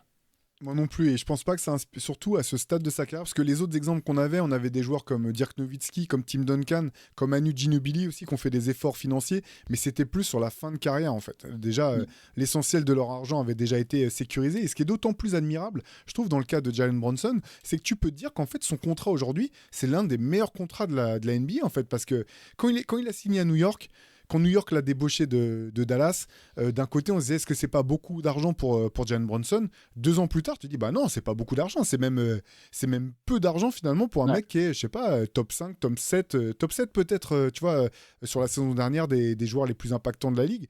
Donc c'est d'autant plus étonnant quand c'est un joueur de cette taille-là. J'insiste, parce qu'en fait, quand tu fais la taille de Jalen Brunson, si tu te blesses, ça n'a pas les mêmes répercussions potentielles sur ton rendement que si tu fais 2-10. Je suis désolé, quoi. Tu vois, Non, mais c'est vrai. donc c'est un vrai. Donc tout ça pour dire que c'est surprenant. C'est tout à l'honneur de Jalen Brunson. Je pense que ça va être une légende vivante à New York jusqu'à la fin des temps, quoi. Je pense que le mec, il paye plus jamais une part de pizza quand il va dans un resto à New York. Mais je pense pas que ça fera derrière, que ça fera cas d'école ou que ça sera suivi tant que ça, quoi. Et il avait une deuxième question de Jérôme, toujours au niveau des contrats. D'après vous, pensez-vous que c'est bien équitable que les 3/4 de la masse salariale soient absorbés par généralement 3 joueurs dans chaque équipe? Dans mon cas, mes oreilles saignent lorsque j'entends les superstars chouiner par rapport à un roster léger ou d'avoir des coéquipiers pas très impliqués, sachant que les coéquipiers en question gagnent entre 5 et 40 fois moins. Je pense qu'une répartition de la masse devrait être différente pour que cela soit plus équitable. Je partirais sur un salaire minimum qui serait ensuite valorisé par des bonus découlant des performances sportives de l'équipe, les performances individuelles, entre parenthèses grâce aux stats avancées en attaque et en défense, les récompenses en fin de saison et les ventes de maillots. Bien sûr, il faudrait prévoir des majorations pour les anciens qui ne feront pas beaucoup de stats, mais qui par leur expérience pourraient faire évoluer les jeunes. Je sais que cela est très utopiste, mais je trouve qu'elle serait plus juste pour la majorité des joueurs. Adam Silver, je compte sur toi. Quel est votre avis? Bah, Jérôme est comme nous, il a le cœur à gauche, tu vois. Donc, bien sûr, si tu me ça à l'échelle de la société, je valide, tu vois. Mais on est dans une société capitaliste et on vit dans un monde capitaliste, voilà, voire même ultra capitaliste. Et la NBA est une ligue ultra capitaliste, même si c'est une ligue fermée où il n'y a pas de relégation. Euh, les superstars, elles auront toujours la très grosse part du gâteau. C'est elles qui font le jeu, en fait. Si demain, tiens, on reprend le scénario catastrophe de Wax, mais demain, on fait une ligue où tu n'envoies pas les superstars, mais tu envoies les Kentavious Caldwell Pope de chaque équipe. Mais les audiences, elles ne sont pas les mêmes, tu vois. C'est plus la même chose. Les superstars font le truc. C'est elles les produits marketing. Donc, c'est elles qui rapportent de la thune et par définition, du coup, c'est elles qui touchent le plus d'argent. Enfin, moi, c'est comme ça que je le vois, quoi.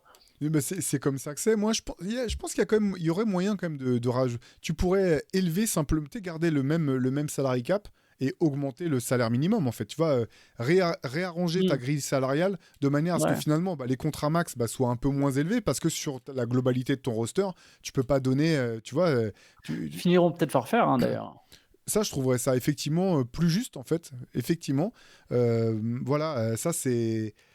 D'ailleurs, ce qui est intéressant, en fait, c'est que faut bien voir que quand il y a des négociations de CBA, il y a le syndicat des joueurs qui est opposé, en gros, aux propriétaires de la NBA, mais l'essentiel des joueurs, c'est pas des joueurs à contrat max, en fait. L'essentiel Bah des joueurs qui non, pas du peuplent la tout. Ouais. NBA, en fait.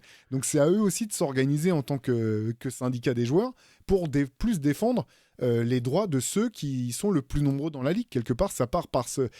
C'est pas uniquement des décisions unilatérales des stars qui dictent les trucs et des propriétaires de la NBA qui dictent les trucs. Il y a un syndicat des joueurs, c'est sans doute à lui peut-être de faire entendre ce genre de choses. Non, mais je suis d'accord que ça serait beaucoup plus juste. Je comprends en fait pourquoi le système est comme il est. Euh, mais en fait, c'est marrant. Si tu me parles à l'échelle de la société, je supporterais pas d'entendre un mec comme moi dire ouais, mais c'est pas. Tu vois, ça me rendrait dingue. Tu vois, je serais là, mais ouais, quoi? Mais là, effectivement, ouais, ce serait plus. De toute façon, en fait, je me dis, ils vont peut-être être obligés de le faire à un moment parce que les contrats bien sûr, le cap augmente et du coup, les salaires sont liés. Donc, la part est toujours à peu près la même. Mais je me demande si à un moment, ils vont pas se sentir un peu obligés pour pas se retrouver avec des contrats à 100 millions de dollars l'année sur des mecs, quoi. Mais t'as raison, Après, par si contre. c'est le cas, ça voudrait dire par contre qu'il y a des mecs payés à 40 millions qui sont des role-players. Ouais. Après, je suis totalement d'accord avec toi sur l'évolution de la société, parce qu'en gros, finalement, notre société, on va pas faire des heures là-dessus, mais elle est à l'image de ça, hein, avec quand même Ouais. une plus petite partie des gens qui s'enrichissent de plus en plus, un gouffre qui s'ouvre de plus en plus entre ceux qui sont en haut de l'échelle, ceux qui sont en bas de l'échelle. Bref, on va pas partir là-dessus. Je te propose d'enchaîner avec des questions de Nat. Alors, il nous a envoyé 4 questions que j'ai trouvées vraiment intéressantes. Je te propose qu'on se pose les 4. Je vais commencer par la première. Que pensez-vous de cette nouvelle tendance de la NBA avec un champion différent chaque année? Entre parenthèses, ces 6 dernières années, nous avons 6 franchises différentes titrées, ce qui n'était jamais arrivé. Ne pensez-vous pas que les GM sont désormais plus enclins à faire des all-in sur une ou deux saisons plutôt que de construire sur du moyen long terme? Mmh. Ouah, c'est une bonne question. C'est une très bonne question. Tu- Moi, ça me dérange pas qu'il y ait un nouveau champion chaque année, mais je pense que c'est lié aussi aux joueurs qui bougent plus souvent qu'avant et à la difficulté aussi que ça représente de gagner la ligue. Il y a tellement plus de talent en fait. Le niveau global est tellement plus élevé que ça devient encore plus difficile, je pense, de faire un doublé ou un triplé. Est-ce que les équipes sont plus enclins à faire des all-in qu'avant? Je pense qu'il y a toujours eu des all-in en fait. Mais j'arrive pas à me rendre compte là comme ça. En fait, ce qui est marrant, c'est que je trouve que c'est deux choses différentes parce qu'effectivement, je trouve ça cool que chaque année on sache pas qui va être champion. Ça prouve ça montre à quel point c'est dur d'être champion dans les années 2020 en fait. Mais par contre, paradoxalement, je pense pas que ça encourage les GM à faire plus de all-in sur 1 ou 2 ans parce que toutes les équipes qui ont été Ouais. championnes récemment, c'est des équipes qui ont été construites dans la durée. Warriors, Bucks, Nuggets, Celtics, c'est que des groupes qui étaient assemblés depuis de nombreuses années en fait. Et puis c'est même, au final, tu as raison, c'est plus risqué parce que si tu fais un all-in mais que c'est plus dur de gagner, c'est-à-dire que par définition, tu as plus de chances de foirer ton all-in et derrière, tu n'as plus rien en Oui. fait. Donc oui, tu as raison. C'est peut-être même plutôt l'inverse. Le fait de toute façon, c'est une copycat league. Tu copies ce qui marche. Donc si l'équipe qui marche, c'est une équipe qui se construit sur la durée, les autres équipes vont se construire sur la durée. C'est ça. C'est quasiment tout le temps comme ça en NBA depuis la nuit des temps. Les franchises se copient entre elles et copient ce qui marche. Ouais, allez, j'enchaîne avec deuxième question. Pourquoi LeBron a-t-il décidé de rester à Los Angeles? L'effectif est le même que lors de la saison précédente et à moins d'un énorme trade, les chances de titre sont quasiment zéro. LeBron aurait-il définitivement fait une croix sur une possible bague? Pourtant, il y avait de vraies possibilités qui lui garantissaient de jouer le titre. OKC et Philly en agent libre et d'autres équipes via un trade. Pourquoi ce choix-là? Je suis paradoxalement pas méga convaincu que LeBron James à Philadelphie, ça assure complètement le titre. Ça rejoint même la première question, c'est qu'en fait la NBA est tellement dure. Bien sûr que si là tu me dis si LeBron James à la place de Paul George, je pense qu'ils ont encore un plafond encore un petit peu plus haut et que du coup potentiellement il y a encore plus de chances de se dire que c'est l'année de Philadelphie. Mais je suis pas convaincu que je les mettrais forcément numéro un sur la ligne de départ quand ça commence. Et puis, je pense qu'en fait, on faut encore une fois pas qu'on oublie que la vie d'un homme, c'est pas que la bague en fait. Et que ce mec-là, il vit, il a 40 piges, il a une famille, il a une petite fille, il a 2 fils, il y a d'autres choses qui tournent autour. Et que déménager à l'autre bout du pays, c'est choquant. Enfin, je sais pas comment t'expliquer. C'est comme si demain, nous, on travaille et demain, moi, je dois aller bosser à Shanghai, tu vois. Enfin, non, tu vois, ça marche pas comme ça. Et je pense que le titre, oui, je pense que ça fait un moment de toute manière que LeBron, son argument, c'est plus d'aller chercher un nouveau titre. S'il peut le faire, il va le faire. Et lui va te dire qu'il vise le titre et les Lakers vont te dire qu'ils visent le titre. Et il y a une partie de lui qui doit penser que c'est possible aux Lakers de gagner le titre. Mais et je pense que lui, il sait bien depuis un moment que sa carrière, elle se dessine autour d'autres choses. Toute la communication, à la fois de Rich Paul, de LeBron, des équipes de LeBron, de Nike, tourne autour d'autres choses que les titres. Sur ça, il a déjà perdu cette bataille avec Jordan. Mais en fait, je partage ton avis et je pense vraiment ça rejoint effectivement la question précédente. Je pense qu'il n'y avait pas suffisamment de garantie en fait pour LeBron d'être sûr d'aller prendre une bague. Parce qu'en fait, les trucs, c'est ça. S'il partait, il fallait qu'il donne pas l'impression de rejoindre une star plus forte que lui. Il Ouais. fallait qu'il soit sûr et certain de pouvoir, ou quasi sûr et certain de pouvoir gagner, ou du moins d'avoir une vraie chance de gagner. Et ça, je pense qu'il y avait pas de scénario en fait dans lequel il pouvait trouver ça. Tu vois, imaginons s'il disait ouais, je veux partir aux Wolves. Tu, dans- tu vois, ouais, Anthony Edwards, c'est la nouvelle superstar. Hmm. Je vais, Pardon, je vais Ouais, pour arriver sa à legacy, Minnesota. pour sa legacy, Exactement. c'est pas- Alors qu'effectivement, tu dis, bah oui, tu le mets aux Wolves, ça fonctionne carrément. Tu sais, t'as une super belle équipe, tu dis, bah ouais, c'est. Tu vois ce que je veux dire? Mais là, en termes de legacy, voilà, t'es à Los Angeles. Moi, je pense qu'il n'y a pas d'autre choix pour lui de finir à Los Angeles. Le seul truc qui pourrait être envisageable, à mon sens, ça serait un ultime retour à Cleveland. Mais dans ce cas-là, je pense que ça aurait déjà été fait, en fait. Je suis pas sûr que ça se fera. En termes de legacy, comme tu as dit, il a fait une carrière incroyable, hallucinante, elle est folle, elle est comparable à aucune autre. C'est pas pour dire que c'est la meilleure carrière, mais tout simplement parce qu'il n'y a pas eu d'autre carrière comme la sienne. Je pense que il y avait trop à perdre et pas assez à gagner en changeant d'équipe à nouveau. Puis en plus, alors c'est vrai qu'OKC et Philadelphie, j'imagine, avaient de la place sous le cap. Je pense que même OKC avait de quoi ajouter un contrat. Mais par exemple, tu vois, une hypothèse Dallas, ça marche pas parce que tu te dis, il va pas prendre un salaire minimum Ah, non c'est plus, ça LeBron. aussi. Ouais. Et Ouais. ça rejoint un peu comme ce que tu as dit de rejoindre Anthony Edwards. C'est pourquoi tu vas aller rejoindre Luka Doncic, quoi. Ouais.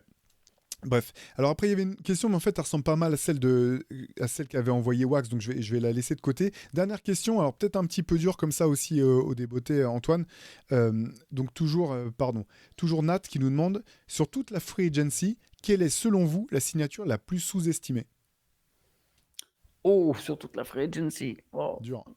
Oh, Si je me c'est dur, souviens on déjà passe, hein, plus. parce On que a c'est déjà dur fait. d'avoir les Attends, trucs attends, en tête. attends, Ouais. attends, attends. Les gagnants de la free agency, on a fait un article là-dessus, c'est obligé. Bon, après, celle de Paul George, c'est. Ah non, pardon. On est sur la plus sous-estimée. Sous-estimée, ouais. Oui, ça peut pas être celle de Paul George. Non. Euh, Ou alors vraiment, t'es un hater de Paul George de ouf. Attends, j'en ai fait un article, je me souviens même plus. Non, ça c'est 2023. Franchement, j'ai Et moi, déjà oublié. C'est ça le plus ouf. je sais Vas-y, pas si dis-moi. c'est sous-estimé, mais c'est pour gagner du temps, mais celle qui m'est venue en tête, c'est KCP à Orlando. Je pense que c'est vraiment une super bonne pioche Ah ouais, c'est marrant. pour Orlando. Ok. Et moi, je pense que c'est une super bonne pioche selon certaines conditions. Je suis pas. Les mecs qui signent un gros contrat en partant d'une équipe qui gagne le titre pour aller dans une autre équipe comme ça. Après, il a pas signé un si gros contrat que ça, cela dit. Je me dis toujours qu'il va y avoir une petite baisse de régime et que dans l'équipe dans laquelle il atterrit, même si je trouve que le fit il est parfait, Il faudra qu'il ait une vraie bonne adresse à 3 points pour que ça marche. En fait, Ah bah t'es oui, pas à ça. l'abri d'un KCP qui passe de 38 à 30% à 3 points. Je serais pas si surpris que Oh, ça. Tu c'est vois. dur, le gap de ouf. Entre 38 et 30, c'est dur. Il va devoir shooter plus de volume, 38 à 31 si tu veux, tu sais, une année sans. Ok. Bah, On 31, verra. c'est Ouais, horrible. Ouais. ou peut-être 33 et il est à 38% au tir. Je sais pas. On verra. On verra ce que ça va donner. Je pense que c'est une bonne signature, tu vois, mais je sais pas si c'est celle que j'aurais citée. Mais évidemment, j'ai déjà oublié les transferts qu'il y a eu. Dis-moi un peu des mecs qui ont signé quelque part. Je- Alors, je te Les dis Sixers ont comme fait ça. des Hein. belles signatures. Allez, Tyus Gershon Jones aux Yabou. Suns, pardon. Ouais. Gershon. Tyus Jones aux Suns, je pense que ça peut être pas mal. Vas-y, pardon. Je te Non, laisse me donner des signatures du non, coup. c'était ce que j'allais te dire. J'allais te dire celle qui me vient en tête, mais parce que c'est une des plus récentes et qu'on en a pas mal parlé. Il y avait Gershon, il y avait Tyus Jones, il y a euh, l'autre meneur, D'Anthony ils ont un deuxième Melton meneur. au Ouais, ouais. Ouais. pardon. Pardon, non, mais aux Suns aussi, il y a. Attends, son nom m'échappe, c'est Monte horrible. Morris. Monte Monte Morris Morris. aussi aux Suns, ouais. En fait, je suis obligé de penser à des équipes un peu fortes. Mm. Après, c'est pas sous-estimé parce qu'Alex Caruso, tout le monde en a parlé, tu vois. Mais Allez, Dario Saric à Denver. Je continue de croire, moi, dans ce joueur. j'aime bien Saric aussi. Mm. Je pense que c'est une bonne signature. Mais ouais, là, comme ça, de tête, je suis mauvais en fait. C'est marrant, j'ai une bonne mémoire, mais pas. Il y a des trucs sur lesquels ça vient pas tout de suite comme ça. J'aurais du mal à te dire. Allez, bah, passons à la suite si tu veux. Yes, allez, pardon. Allez, passons à la suite. Allez, je te propose deux questions encore et puis à la fin on finira par deux start bench cut. Yes. La première qui nous est envoyée par Michael qui nous dit: Nous les Français, nous sommes toujours enclins à dire que les Ricains sont anti-français, mais hier les notes de NBA 2K25 sont sorties. Précisons que le développeur est Visual Concepts, un développeur américain, et Wembanyama possède la 18e meilleure note du jeu, entre parenthèses 91, devant Ja Morant 90, Jimmy Butler 89 ou Damian Lillard 89. Pour le coup, est-ce qu'à l'heure actuelle, les Américains n'en font pas trop avec Wemby, au point de le mettre déjà à hauteur de joueur iconique? Juste au-dessus avec 92, il y a Kyrie et Kawhi. Je pense que de toute façon, il y a NBA 2K et Kenry en général, quand ils traitent Wembanyama, il y a toujours un intérêt financier derrière. Hein, ils savent que ça marche. Après, de se dire, imaginons que si on prenait le classement NBA 2K, donc Wembanyama serait le 18e meilleur joueur de la ligue. 2K, quand ils font leurs notes, ils anticipent un peu. 2K, de toute façon, tout au long de la saison, ils font des patchs où ils actualisent les notes en fonction des performances des joueurs.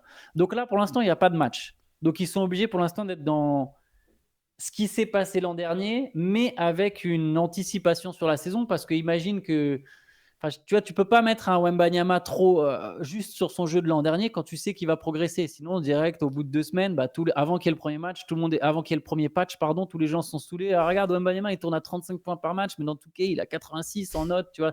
Ça marche pas non plus. Donc, tu es obligé d'anticiper un peu. Et je pense qu'en lui mettant 91, il y a une anticipation.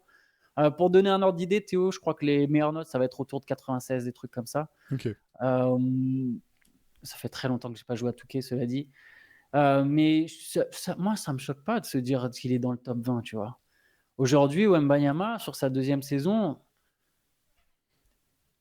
il sera peut-être pas un meilleur joueur que Damian Lillard. Je sais pas, et encore, c'est difficile à dire. Peut-être que si, en plus, tu vois, ça me fait mal au cœur, mais peut-être que si. Même si c'est-à-dire que Lillard est 20e meilleur joueur de la ligue, ça, non, ça me va pas du tout, mais bref.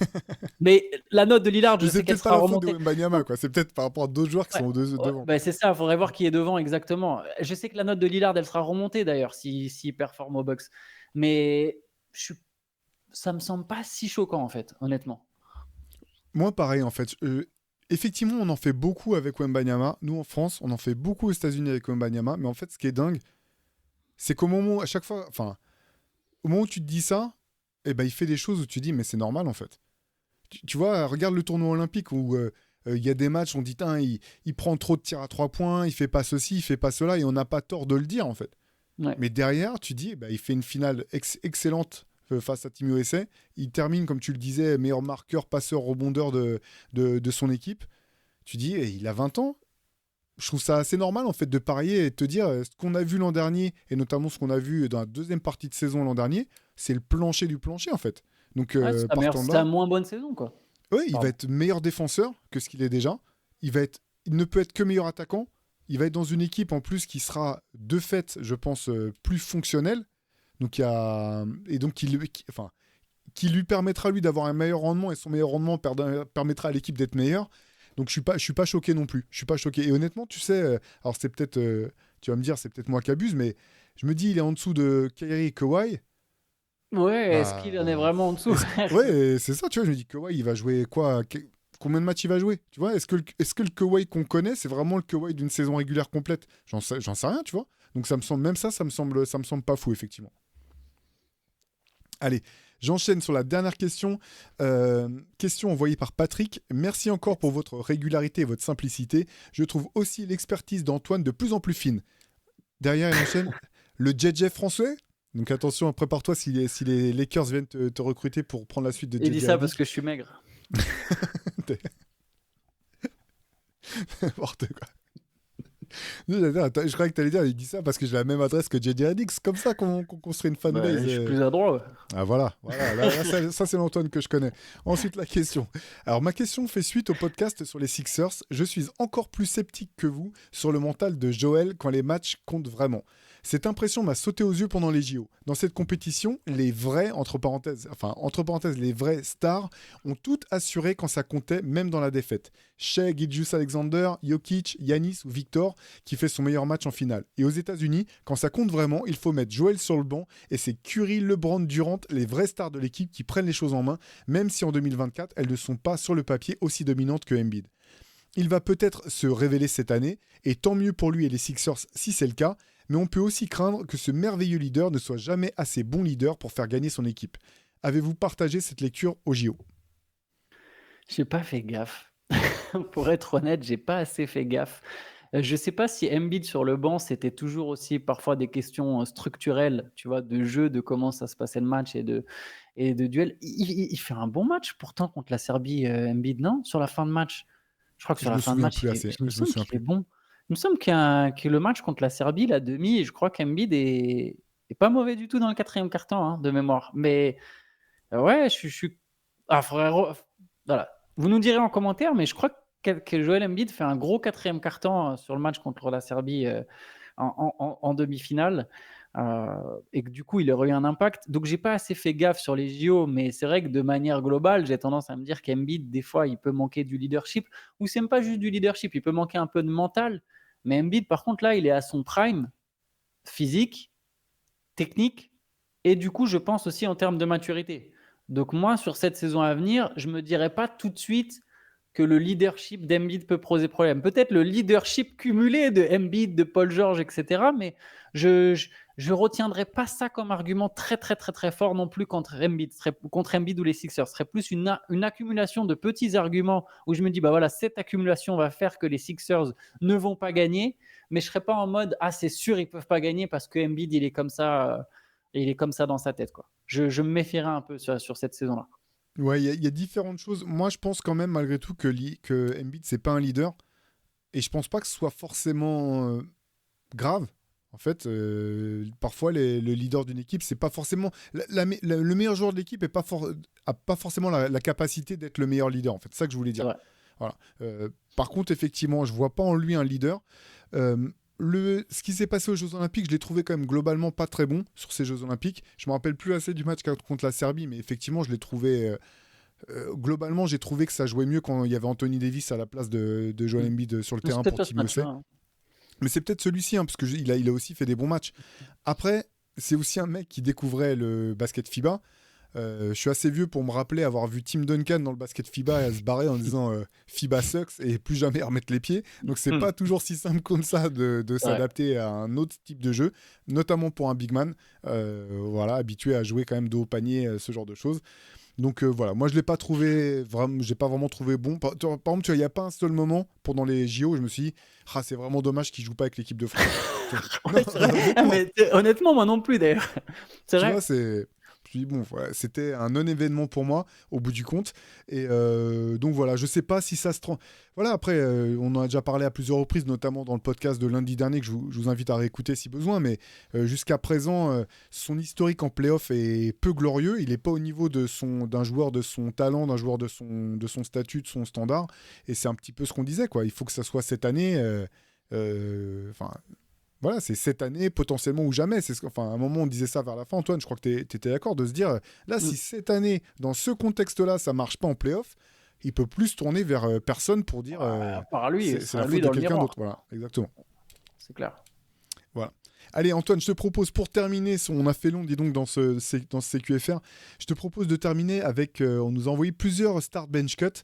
Je vais commencer avec celui qui nous a été envoyé par Dubril. Alors, il y a, attends, 1, 2, 3, 4, 5, 6, 7, il y a 8 entrées. Je vais te les donner, ok, on n'est pas obligé forcément de faire long. Voilà ce qu'il nous dit. Merci pour les CQFR, les podcasts et Hoop Culture qui régalent comme d'hab.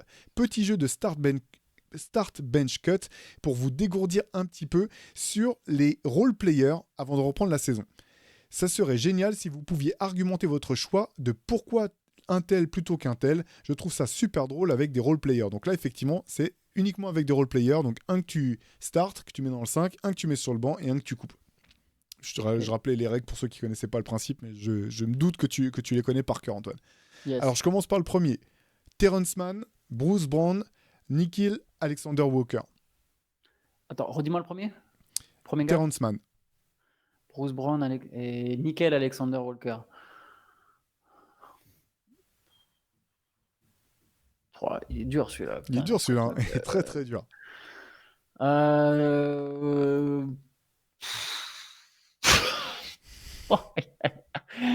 Oh là là, je vais start Bruce Brown. Je vais bench Nickeil Alexander Walker et je vais cut Terrence Mann en qui j'ai cru. Il m'a déçu, putain. Ouais, je vais faire comme ça. Mais j'ai l'impression qu'il y a une marge infime. Bruce Brown, peut-être quand même, il a l'expérience, il a gagné un titre. Tu sens qu'il y a un vrai truc quand il veut, quoi. C'est le quand il veut. Alors que les autres, même quand ils veulent, des fois, c'est pas toujours lui. C'est quand il veut, par contre, c'est vraiment, je pense, c'est au-dessus. Allez, moi je le fais au niveau du cœur. Je vais prendre quand même Terrence Mann. Moi je le start. Parce que je trouve que finalement, dans cette équipe des Clippers, il a été plutôt constant, même s'il n'a pas passé de cap. Derrière, moi je vais prendre Nickeil Alexander Walker, parce que j'adore en fait ce joueur, sa défense, etc. Et je cut Bruce Brown, alors un peu honteusement, honnêtement, parce qu'il a été vraiment déterminant dans le titre des Nuggets. Mais je suis pas sûr que son impact soit réplicable aussi facilement que ça dans d'autres équipes. Donc voilà, mais c'est plus au niveau du. Je suis pas prêt à jouer ma vie sur ce classement. Allez, je t'en donne un autre. Willy Hernan Gomez, Chris Boucher, Isaiah Stewart. Allez, je start Willy. Mais les deux autres, je les cut. Je cut les trois. Je sais même pourquoi je cut les trois. Ça, c'est dur. Tu m'as pris. Vas-y. Je t'ai pris au dépourvu là. Non, tu m'as pris ma punchline que j'avais réservée pour plus tard dans la liste. Mais ok.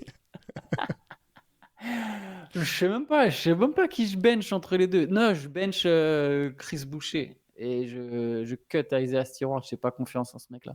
Ok. Bon, désolé à Wax, mais un joueur des Pistons déjà de base, tu vois, genre des Pistons. Un peu de méfiance. Balle perdue. Allez, moi je start Isaiah Stewart parce qu'il me fait marrer. J'adore son surnom Beef Stew. Je trouve ça magnifique. Un goût de bœuf. Derrière, je garde Willy Hernan Gomez et je coupe Chris Boucher. Même chose, c'est purement subjectif. Ça allait bien ensuite, ça allait bien avec Beef Stew. C'est vrai, exactement. Allez, ensuite, Kessler Edwards, Keita Bates Diop, Reggie Bullock Jr. Attends, le premier c'est qui? Kessler Edwards. Ah, Kessler Edwards, Keita Bates Diop et Reggie Bullock Jr. T'es obligé de me répéter les noms, quoi. Ben non, mais tu starts Walker Kessler, il est jeune, tu sais, il y a un peu ce côté, il y a encore un peu prometteur. Genre, il n'y a pas Walker Kessler dans la liste, mais tu peux le starter si tu veux. Mais c'est qui le mec que tu m'as dit? Il est trop bon. Bah, moi, je starte Olajuwon, je coupe. Mais c'est pas que Walker Kessler que tu m'as dit? Kessler Edwards. Ah pardon, bah tu vois, il y avait Kessler dans ma tête. Normal. Normal, mais j'ai été pris comme toi la première fois que j'ai lu les noms, donc c'est. Tu vois, j'entends Kessler. Pour moi, Kessler Edwards, il n'existe pas, tu vois. Donc... Putain, je suis à l'ouest. Mais là, c'est encore plus dur. Mais non, mais.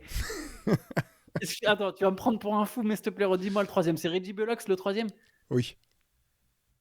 Non. Non, là, son classement, c'est pas possible. Je refuse. Tu refuses, ok. Non, mais. Je prendrais. Je sais pas. Je te jure, je sais pas. Vas-y, donne-moi le tien. Vas-y, moi, il est très simple. Moi, je prends Reggie Bullock, je Pour son mets histoire. Keita Base Job sur le banc et je coupe Kessler Edwards. C'est dans l'ordre des Mais mecs c'est- que je suis Ah capable oui, d'identifier si on me les met sur un truc de Usual Suspect. Kessler Edwards, je sais pas quelle tête il a. Je Personne vais sait. être très honnête avec vous, je ne sais pas quelle tête il a. Personne- Je crois qu'il joue à Minnesota, mais je suis même pas sûr. Attends, viens, je le Google. Je suis Vas-y. obligé. Tu veux que je te donne les suivants pour Attends, ça enchaîner devient ou pas? plus chaud que Vas-y, ça vas-y. ou pas? Ok, Oui. je te jure, je savais pas. Je Oui, savais il y pas en a qui un était qui le est mec. extrêmement chaud. Il joue aux Kings, je sais pas qui c'est. Je ne connaissais pas ce mec. Ok. Ouais, vas-y, dis-moi. Vas-y. Ouais. Allez, on enchaîne avec les autres. Malachi Flynn, Jordan Goodwin, Corey Joseph. Corey Joseph, je start. Parce que par respect pour la carrière qu'il a eue, c'était quand même un meneur à un moment qui était intéressant, les Cole Spurs et tout. Je bench Malachi Flynn pour son match à 50 points. Il est encore un peu jeune. Et j'ai oublié qui était le troisième, mais c'est le mec que je cut. Jordan Goodwin. Ah ouais, c'est le mec des Suns qui ensuite a été envoyé au Wizards. Non, je le cut. Allez, moi j'ai presque pareil que toi. Moi je start Malachi Flynn parce que c'est Evil Dante DiVincenzo. Là. Oui, exactement. Donc je le kiffe. Corey Joseph sur le banc parce que je trouve vraiment qu'il ressemble à trop le physique d'un mec qui joue au foot sur la plage au Maroc l'été. Et je coupe Jordan Goodwin. Allez. Allez, ensuite, celui-là il est très très chaud. Garrison Matthews, Shake Milton, Blake Wesley. Full disclosure, il y a 2 des joueurs sur les 3. J'avais fallu que je les google pour voir leur tête. Je connais les 2 premiers. Le dernier, c'est le mec des Spurs, je crois. C'est ça? Redis-moi le prénom du dernier. Blake Wesley, ouais, c'est le mec Wesley. des Spurs. C'est le mec des Spurs. Du coup, je vais start Check Milton, que lui, pour le coup, on connaît un peu mieux. Il a quand même eu des rôles un peu plus intéressants. Je vais bench Garrison Matthews, je sais que c'est un shooter blanc. Je vois qui c'est. Je crois que pareil, il a quand même eu quelques bons passages. Et Wesley, il est jeune, il joue dans une équipe des Spurs. Je le cut, je le connais pas assez. Okay. Je l'ai découvert. Attends, pour Ouais. la petite histoire, je l'ai découvert quand une fois Benjamin Moubèche a parlé de lui soit dans une late session, soit dans un podcast, et j'ai dit mais de qui il parle? Et c'est comme ça que j'ai su qu'il jouait aux Spurs. Vas-y, moi je start Shake Milton parce qu'en plus j'aime bien le joueur. Et derrière, je prends Blake Wesley juste parce que j'ai aucune idée de si je préfère lui ou Garrison Matthews. Donc purement honteusement, je choisis Blake Wesley parce que le nom, je m'en souviendrai plus longtemps que celui de Garrison Matthews que j'ai déjà oublié. Ensuite, Lamar Stevens, Ish, Wainwright, Trendon, Watford. Est-ce que tu peux me donner une description Redis-moi de les noms plus doucement. Trendon Watford? Attends, Oui, oui, lui je vois qui c'est parce qu'il a joué aux Trail Blazers. Mais, et maintenant il est Lamar honnête, Stevens, Ok, Ish, je vois qui c'est. Wainwright, Ouais, Trendon je vois qui Watford. c'est. Ok. Ça n'a pas de sens. Il a tellement voulu nous coincer, franchement. Dubry, il a voulu nous mettre la tête dans le seau. Trendon Watford, je suis obligé de revérifier, mais c'était le mec des Blazers qui a joué aux Nets après. Attends, je vérifie quand même. Oui, ok, je dis pas de conneries. J'avais pas confondu de nom. Donc je vais start lui. T'es pas mauvais? Je ne connais pas Ish Wainwright. Je connais le nom. Je vois qui c'est, mais je peux pas me souvenir de comment il joue. Il a été au Suns à un moment. Ça, je crois quasiment sûr. Donc je vais bench Lamar Stevens et je vais cut le troisième. Ça rejoint la question avec les salaires. Tu vois, s'il y a NBA Jam avec ces mecs-là,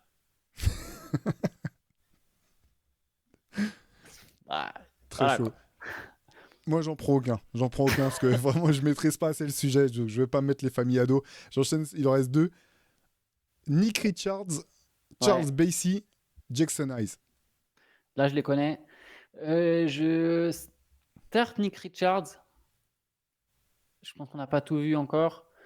C'est pas Keith Richards, hein. Nick Richards. Ah, Nick Richards, mec des Hornets. Blague de rock'n'roll de haut vol, au passage. Je bench Jackson Hayes.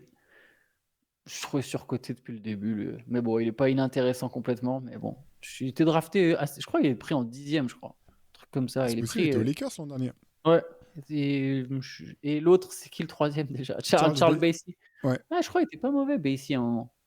Mais je le cut quand même. Okay. Et moi, je start Hayes. Je bench Bassey et je coupe Nick Richards. Et dernier, plus marrant. Bonus all-time. Donc c'est des anciens joueurs. Ok. Enfin, 2 anciens joueurs et un semi-ancien joueur. JJ Barea, Matthew Delavedova, Aaron Brooks. Je start JJ Barea. quand même. Je bench. J'ai même pas Aaron Brooks en fait. Déjà, je suis obligé de faire au Non plus. subjectif. Donc, je bench De La Vedova et je vais cut Aaron Brooks. Putain, bah, j'ai exactement le même que toi. Donc, C'est il y en a bien quand sur même le un où on all-time. aurait la même chose. Sur ceux qu'on connaît un peu mieux, quoi. Non, mais DJ Baria, ouais, bien. J'adore le tempérament de la Vedova. J'aurais peur si je le coupe qu'ils viennent me mettre une patate dans la gueule. Les Australiens sont quand même assez On va chauds. pas Donc jouer contre lui, je le moi. bench. Ah non, c'est clair. Ça, c'est clair. Ça va faire mal. Allez, je t'en propose un dernier, ok, Vas-y. envoyé par Adam. Salut la team, Adam ou Adam, alors Adam peut-être plutôt. Salut la team, je m'appelle Adam et j'ai 14 ans et je vous ai écouté toutes les vacances, que ce soit en voiture ou à la maison. Vous régalez, ne lâchez rien, vous m'accompagnez dans mes sessions de basket au playground, à la plage ou chez moi dans ma chambre. En ce qui me concerne, j'ai fait du foot toute ma vie. Mais depuis le titre de Curry et les Warriors en 2022, je suis à fond sur le basket, je regarde beaucoup de vidéos, je lis beaucoup de livres au sujet du basket, bref, je suis un passionné et je me suis d'ailleurs inscrit l'année dernière. Je vous propose un start bench cut, vous en avez fait dans les derniers podcasts, avec 5 joueurs dans leur prime, et à chaque fois il faut en starter. Alors, donc à chaque fois il y a 5 joueurs, il faut en starter un, en bench 2 et en cut 2. Ok. Ok ? Ok, j'ai suivi. Vas-y. Iverson, Curry, Magic Johnson, Kyrie, Chris Paul. C'est quoi? Attends. Pesons des règles. Est-ce qu'on fait en ce qu'on kiffe ou est-ce qu'on fait le niveau de jeu? Qu'est-ce qu'on fait? Bon, il faut que ce soit subjectif les start bench cut, je pense. Ok, donc c'est que ton sur le avis à kiff. toi. Bah, Ouais. comme tu sens. Enfin, le kiff peut être alimenté par une réflexion, hein, mais je pense que c'est. Je vais start Iverson. Il m'a quand même fait vibrer. J'avais à peu près l'âge d'Adam, un poil plus jeune. Je vais bench Stephen Curry, Chris Paul. Et je vais cut Magic, parce que j'ai jamais vu jouer. Et Julien, Tu un passeras à la membre de la compta, rédac. Antoine, après, Ouais, après ouais. ce que tu veux faire, tu passeras à la compta. Je pense que ton carton est déjà prêt. Il t'attend à l'accueil. J'hésite à trouver des Bosniens qui servent de garde du corps devant ma maison. Là. Je suis à deux doigts de me dire, mince, il y a des gens qui veulent m'envoyer des équipes. Et ouais, et du coup, je cut Kyrie Irving. Ok. Il faut que tu en cut 2. Hein. Donc J'ai tu cut cut Kyrie et Magic. et Magic, c'est ça. Ok, complètement dingue. Écoute, bah moi je start Magic. J'ai jamais vu jouer. Parce que voilà, moi je peux pas, c'est trop dur sinon, donc je start Magic. Sur le banc, Iverson et Curry, et bon courage pour défendre sur ma second unit, et je coupe Kyrie et Chris Paul. Moi, j'ai fait que au kiff. Hein. Après, voilà, chacun fait comme il veut. Hein. Ensuite, ça reste chaud. Jordan, Kobe, Harden, Dwayne Wade, Derrick Rose. Déjà, je cut Harden sur les parties. Je sais pas pourquoi il est dans la liste. Tu m'as donné des Jordan, Kobe, Dwayne Wade, Derrick Rose. Tu sais, on dirait le même avec les militaires et il y a le clown au milieu. C'est bon. Attends, bon, je start. C'est pareil, je reste sur le kiff. Oh, c'est dur sur le kiff. Oui, oui, oui. Très chaud celui-là. J'ai eu, en fait, si c'était juste sur le kiff du pic, tu vois, genre, j'ai eu un kiff ultime sur Derrick Rose à un moment. Mais si c'est sur la carrière, j'ai quand même eu plus de kiff pour Kobe dans l'ensemble, tu vois. Donc, je vais dire Kobe sur le start. Je vais bench Derrick Rose et Dwayne Wade. Oh, il y avait Jordan. Non, je vais prendre Jordan parce que je suis un gros fan de Jordan 87. Jordan qui a des cheveux. Donc tu le mets sur le banc. Ouais, je le mets sur le C'est ça que banc. tu es en train de dire.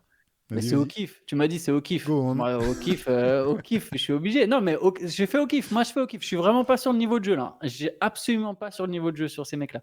Parce que mais sur le kiff, j'ai plus kiffé Kobe que Jordan 87 que j'ai que vécu après, mais que par contre, je surkiffe. Tu vois, on parlait de 2K tout à l'heure. Les dernières fois où j'ai joué à 2K, et ça remonte à très longtemps, c'était juste.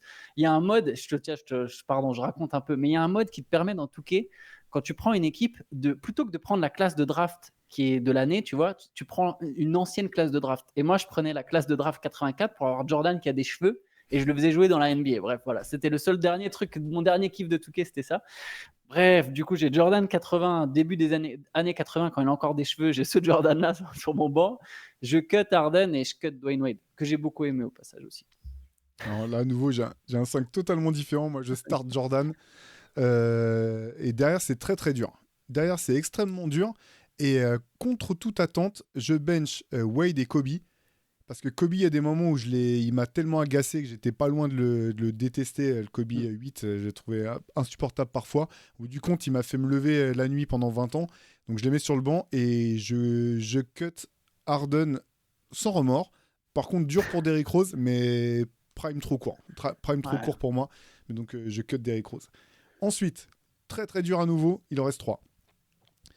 Kevin Durant, Russell Westbrook, Ray Allen, Larry Bird, Scottie Pippen. Je continue sur mon kiff. Hein. Donc, Ouais. on n'est pas sur les plus grandes carrières dans mon classement, hein, ni les meilleurs, ni quoi que ce soit. Et je vais start Kevin Durant. C'est pour le bench ou c'est dur. Il y a Ray Allen, Russell Westbrook, Larry Bird et... Pippen. Ouais, mais toi, tu vas me détester. Parce que toi, c'est sûr que Bird et Pippen, ils sont très hauts. Mais Pippen, je pense que je peux pas cut Pippen. Je vais bench Westbrook et Pippen. Je rappelle, c'est sur le kiff. Hein. J'ai kiffé Russell Westbrook, moi. Larry Bird, j'ai pas connu. Donc, bien sûr, avec les anecdotes, le recul, mais j'ai pas connu. Je suis désolé pour Magic et Larry Bird. Ces années-là, je connais évidemment d'une certaine manière, mais ça me parle pas, en fait, personnellement. Donc, ça ne peut pas me parler. Même si j'aime bien ce que j'entends du gars, ce que je lis du gars, ce que je vois du gars, etc. Je cut Larry Bird, ne me tuez pas. Et je cut, du coup, Ray Allen. Je joue un carré de Ray Allen. À la limite, le Ray Allen de Milwaukee et celui des Sonics, ça va. Après, pour moi, sa carrière, elle s'est arrêtée aux Sonics. Après, ça compte plus. Allez, moi, je start Larry Bird. Très, très dur. Entre Bird et Pippen, c'est un truc où je peux passer 2 mois en ermite, tu sais, dans la pièce dans laquelle Rudy Gobert a passé 2 jours l'été dernier, là, sans lumière, sans rien. Donc, je start Larry Bird.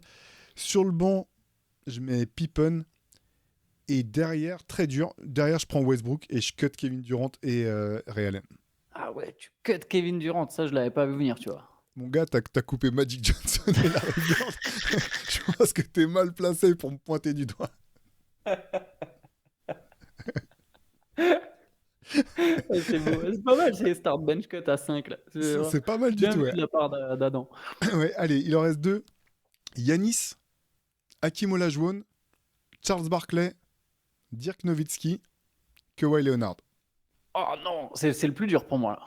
Ah là, c'est Extrêmement le dur. plus dur pour moi. Il y a que des mecs que je kiffe. À part Barclay, que je déteste pas d'ailleurs. J'ai beaucoup aimé les Suns 93 pour le coup. Je start Dirk Nowitzki. Plus que Yanis. Je start Dirk Nowitzki. Dirk, c'est quelqu'un quand même. Je start Dirk. Je bench Yanis évidemment. Et là, c'est très dur. Je pense que je vais cut Barclay, ça c'est sûr. Et ouais, mon époque c'est Kawhi, donc je vais bench Kawhi. Sur le kiff, moi j'ai quand même beaucoup défendu Kawhi.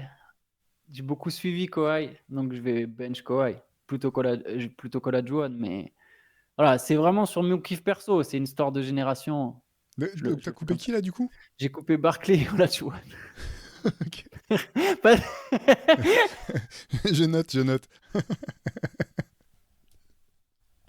Mais tu sais, c'était les Barkley et Olajuwon de Houston 99, tu vois. Bien Ça... sûr. Moi, je rigole, mais moi aussi je vais me faire virer, tu vas voir. Moi je start Hakim Olajuwon.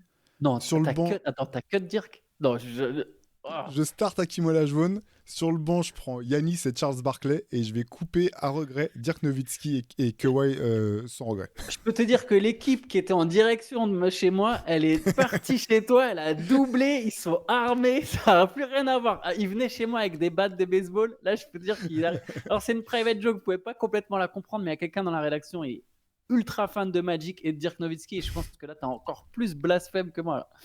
Il écoute pas les podcasts, t'inquiète, il s'en rendra jamais compte. Il ira jamais jusqu'à je sais pas à combien de minutes on est, mais il ira jamais jusqu'à cet endroit-là de la vidéo. Il ira pas jusqu'à 2h14 minutes comme c'est le cas de ce CQFR aujourd'hui. Allez, le dernier, parce qu'il est temps quand même, vous avez des vies et nous aussi.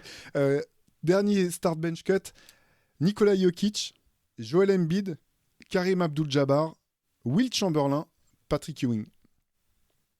Je start. Attends, il y avait donc Nikola Jokic. Je start Ouais. Jokic. Je bench Karim. Il y a Chamberlain, Ewing. et Embiid.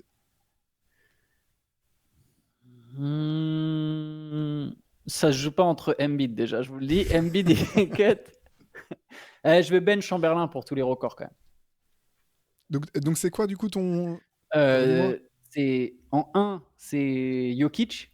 Ouais. Bench, c'est Karim qui aurait pu être titulaire, même dans mon truc de kiff. Karim et Chamberlain, et j'ai cut Ewing et Embiid. Putain, magnifique. On a quand même fini par en avoir un où on est d'accord. Donc exactement comme toi. Exactement comme toi. Le kiff que j'ai à avoir joué Nikola Jokic, assez dingue. Derrière, ouais, Jabbar et Chamberlain sur le banc parce que c'est juste trop dingue en fait. Tu les mets dans n'importe quelle époque, n'importe où, quand tu veux. Je pense que c'est des joueurs ultra dominateurs. Et Embiid et Ewing, ouais. Ciao les gars. Merci à Adam. C'était vraiment une très bonne idée de faire un start bench cut avec 5 mecs. Et ça fait plaisir de savoir qu'on est aussi suivi par des gens un peu plus jeunes. Donc voilà, maintenant je vais enfiler mon costume de insulte que vous voulez de marketing. Donc Adam, tu nous feras le plaisir de parler de ça à tous tes petits camarades de... Le mec qui parle comme un gosse. À tous tes camarades de classe au collège ou au lycée bientôt quand tu y seras. Aussi à tes amis avec qui tu joues au playground. Et vu que tu aimes lire, tu peux acheter des MOOC, Adam. C'est pas toi qui vas payer. Tu dis à tes parents que voilà, à un moment, ça va, c'est pour lire, c'est de la lecture. Non, bref, je rigole, j'arrête. Merci beaucoup, Adam. C'était une très bonne idée. Et merci à tous pour les questions, d'ailleurs. Ça faisait vraiment plaisir. Ouais, et merci encore si vous êtes encore à la 1h30 de CQFR, si vous êtes encore là pour nous écouter. Merci à tous. On a fait long, mais c'était un kiff. Merci pour toutes les questions. Il y en a même que j'avais mises de côté, mais qu'on n'a pas pu poser. On se les gardera pour plus tard. Passez un super week-end et je vous dis à très vite. Yes, ciao à tous. Bye.